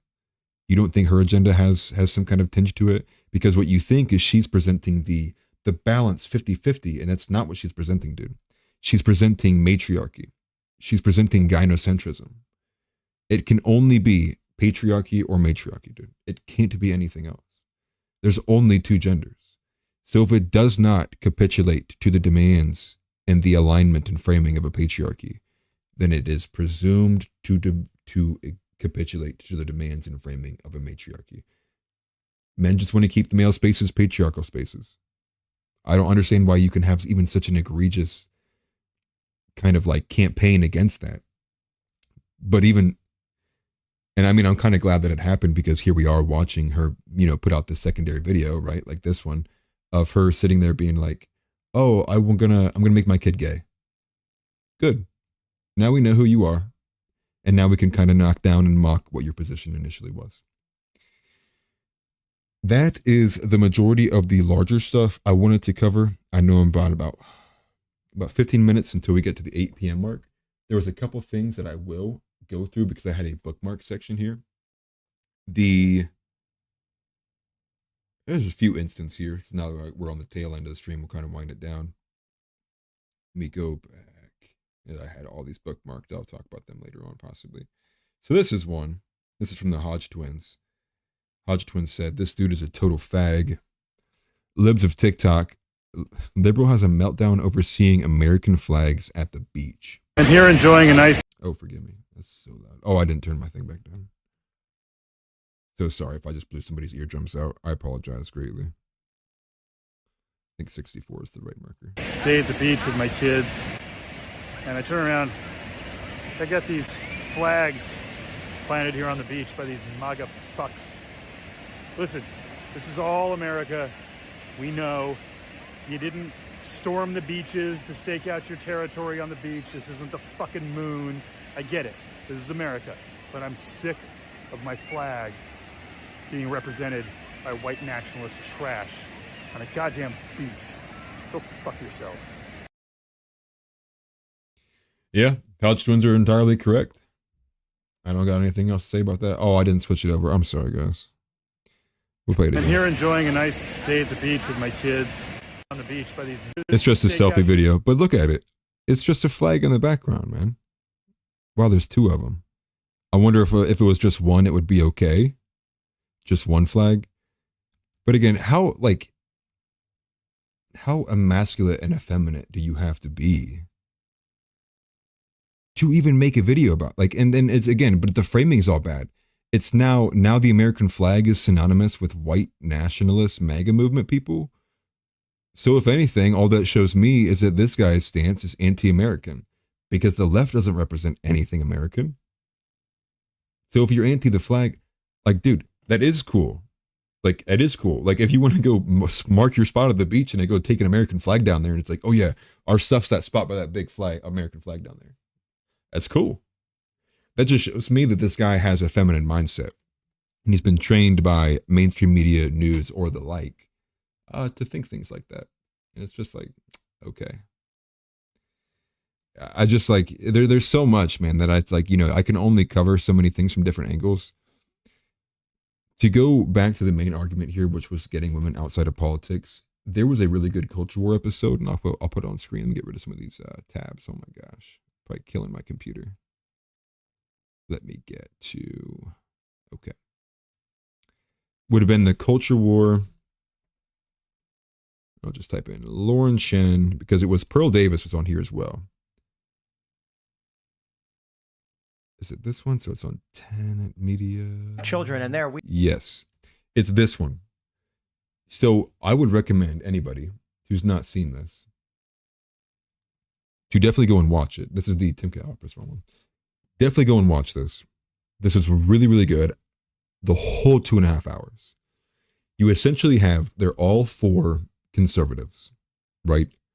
Conservatives. You have Lauren Chen, Isabella Moody, Rachel Wilson, and Pearl Davis. It was a 2v2 with Lauren Chen and Isabella Moody versus Rachel Wilson as well as Pearl Davis. It was essentially 2.5 hours of Isabella Moody not saying a word because she just didn't have anything to say, I guess. and Lauren Chen being dragged and beaten senselessly for all of her feminist positions live on air. It almost got to the point where Rachel Wilson was beginning to say nothing too towards the end, and it essentially became Pearl versus Lauren. Now, entertaining, definitely, but Pearl makes a lot of really good points here, and I'm not someone who sits here and goes, I'm 100% aligned with Pearl, but she was absolutely slaughtering them during this debate. I mean, about the Crowder issue, about the way Lauren Chen addresses people, about the way, just so much. And that's what we need, right? Like we need a heavy hammer coming from the other side, whether you're 100% aligned with it or not, but you need the hammer to at least help push the pendulum back hard against all of this feminist stuff that we're seeing, against all of the just outright egregious, subversive nature of the fact that you have these so-called trad women who just go on to espouse the same feminist things. And it subverts everything, right? And this is specifically like in line with what the girl said on her video with Harrison Butker. She was like, God doesn't preach this, God preaches this. Which she says, God only preaches love, he never preaches hate. And it's this, they're all loosely correlated. Now, not direct court connections, but I'm sure there are some through lines here. But it is literally people wearing Christianity and conservatism and traditional values as a skin suit so that they can continue to destroy from within what it even is, the movement itself, Christianity or conservatism or traditional or trad, anything. That's why you get people of the like who are Jeff Younger who will say trad tards when he's talking about people like Michael Knowles and Matt Walsh who just willy-nilly push marriage without understanding or at least being pragmatic in the sense of like men are unwilling to marry women who have 25 million bodies and just but it's the pragmatic sense, and that's why you have the dissident right growing at such a rate, right? That's why you have people like Summer and Bra, Jay Dyer, Jeff Younger, Nick Fuentes, Jake Shields, and I'm probably missing a few too. Forgive me, my brain's kind of getting a little fried here at the end of the day. But that's why you now have a growing movement inside the right. And I told you guys, I said it during Calendargate. This will not stop, dude.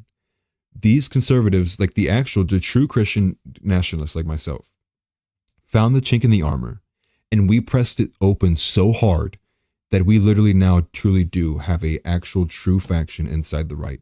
And a lot of it with the large help of people who are like Nick Fuentes, the Jake Shields, and Sovereign Bra, who are pushing for the Christian nationalist position, who are pushing hard to bring this country back to a much more God-facing, God-fearing country.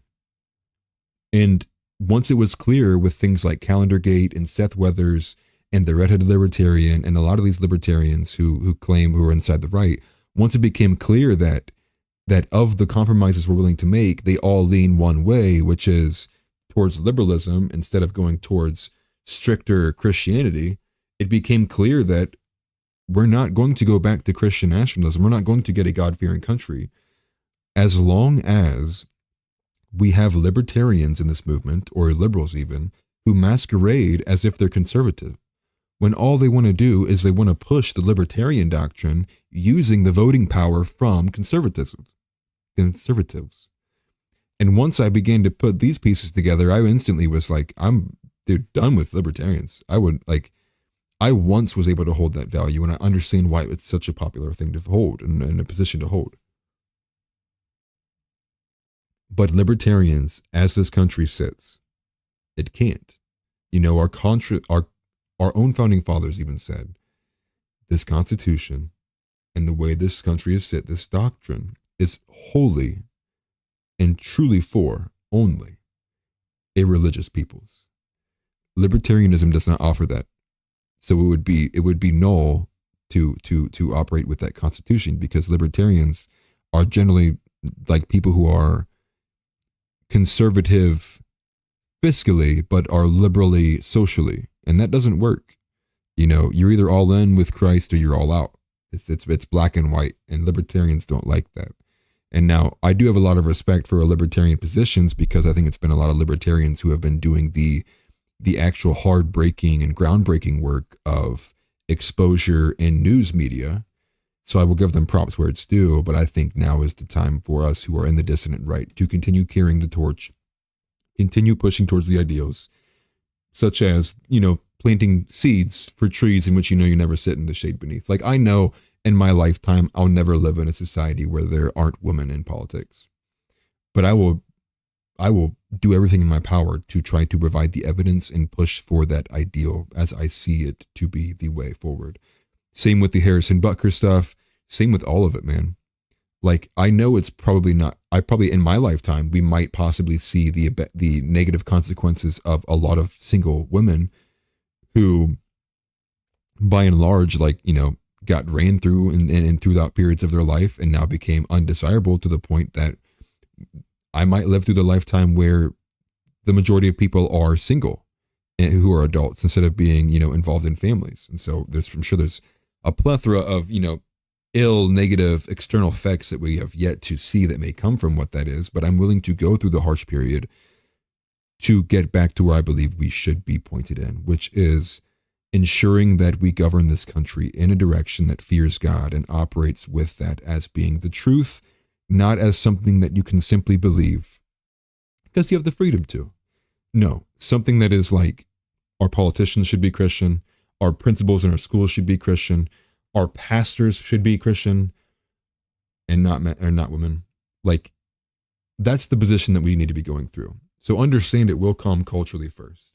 We will have to sit at the gates and ensure that culturally we stoke the fires enough that we can then begin to push for these things politically. And I think we're at that point, especially seeing when you see people like Nick Fuentes and Milo Yiannopoulos getting unbanned in the matter of like 2 or 3 weeks. Seeing the growth of what happens now that you have the HR 6090, which is the anti-Semitism bill, seeing the Harrison Butker, it's clear that this is the battle. It's not the culture war, really. It is the battle for the spirit of America. It is the battle between good and evil.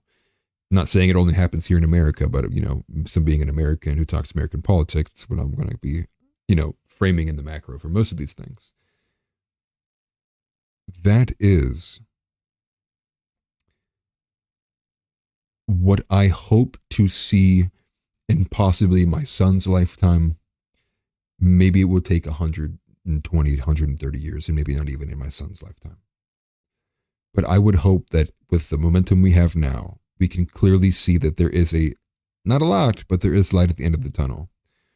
And I think that maybe we might not be the majority in terms of demographics, but I think it's possible that we can get there.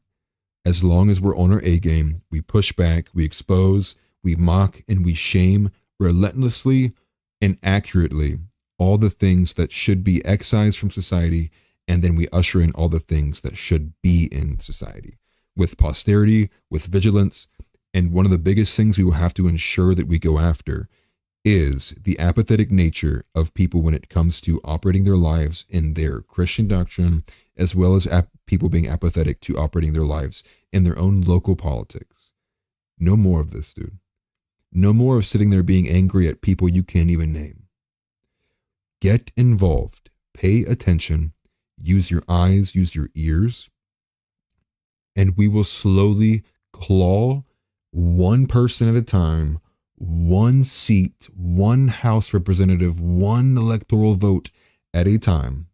And we will slowly get this country to be a bit more Christian in the way that it operates. And at least that's my goal. That's what I hope for. And Christ is king, man. Christ is king. And I will say that every single time when I get, I'll say it whenever. Got a bit more serious, but just saying that made me think too. Donnie, I have not been in contact with. For those who may be interested in, I am unsure of what is happening with Donnie right now. I know that he was dealing with an issue with his family, and I'm not even going to give details. I said a little bit on one of the last streams. I've not been in contact with him for a bit over a week now. I am hoping he's okay. Just say a prayer for Donnie. I know he's struggling with, I believe it's health issues with his mother. and a few other things that came literally right out of the woodworks. He's not even been active on his social media, so I'm sure he's struggling to some degree. And so just you know, if you do get a chance to say a prayer for Donnie and keep him in your thoughts, and hopefully that he does good, so he can come back to the show at some point eventually, you know, possibly. I do want to say thank you again for coming in, guys. There is no other instance that I wanted to bring up. I focused on the main 4 that I wanted to, which was the streaming, the kid from Indiana, Harrison Butker, Ghetto Congress, and then that video game little issue, because it's all kind of aligned in the same way, which is women run this country. You can't criticize women. And until we shift it back over to the patriarchy, not much is going to really change in this country. So without further ado, that has been the end of the episode. I appreciate everybody. Also, I do have super chats active. Don't think I'm asking for donations or anything, but if you did want to get some kind of cool thing where you type in a super chat and you like send money and get like a ding or whatever, I did get that set up. But don't do it now. I'm at the end of the stream. I don't want you to send in money and then I literally tap out. And it doesn't show. So appreciate you all for coming in. I'm glad I had a bit more concurrent viewers than I did normally. A lot of views too. I think it's probably because I took the Nick Fuentes tags out of my stream. So expect this on the podcast. Expect this on X tomorrow as soon as I get it available. Again, episode number 22 will not be available on the Spotify, Apple Podcasts, or on X. Only available on YouTube. The audio quality was abysmal.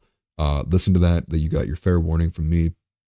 I'm not saying it's bad. It's definitely not studio quality like this. And so I didn't want to put that on the podcast. I wanted to keep it clean as possible, professional, studio stuff. And yeah, again, big shout out to What in the World. If anybody's listening to me, he's also a content creator. Guy has a lot more followers than I do. And he puts out a lot of videos too, especially in the same vein. Good conservative guy. He's like I always see him wearing the cowboy hat too. So I always appreciate, his perspective.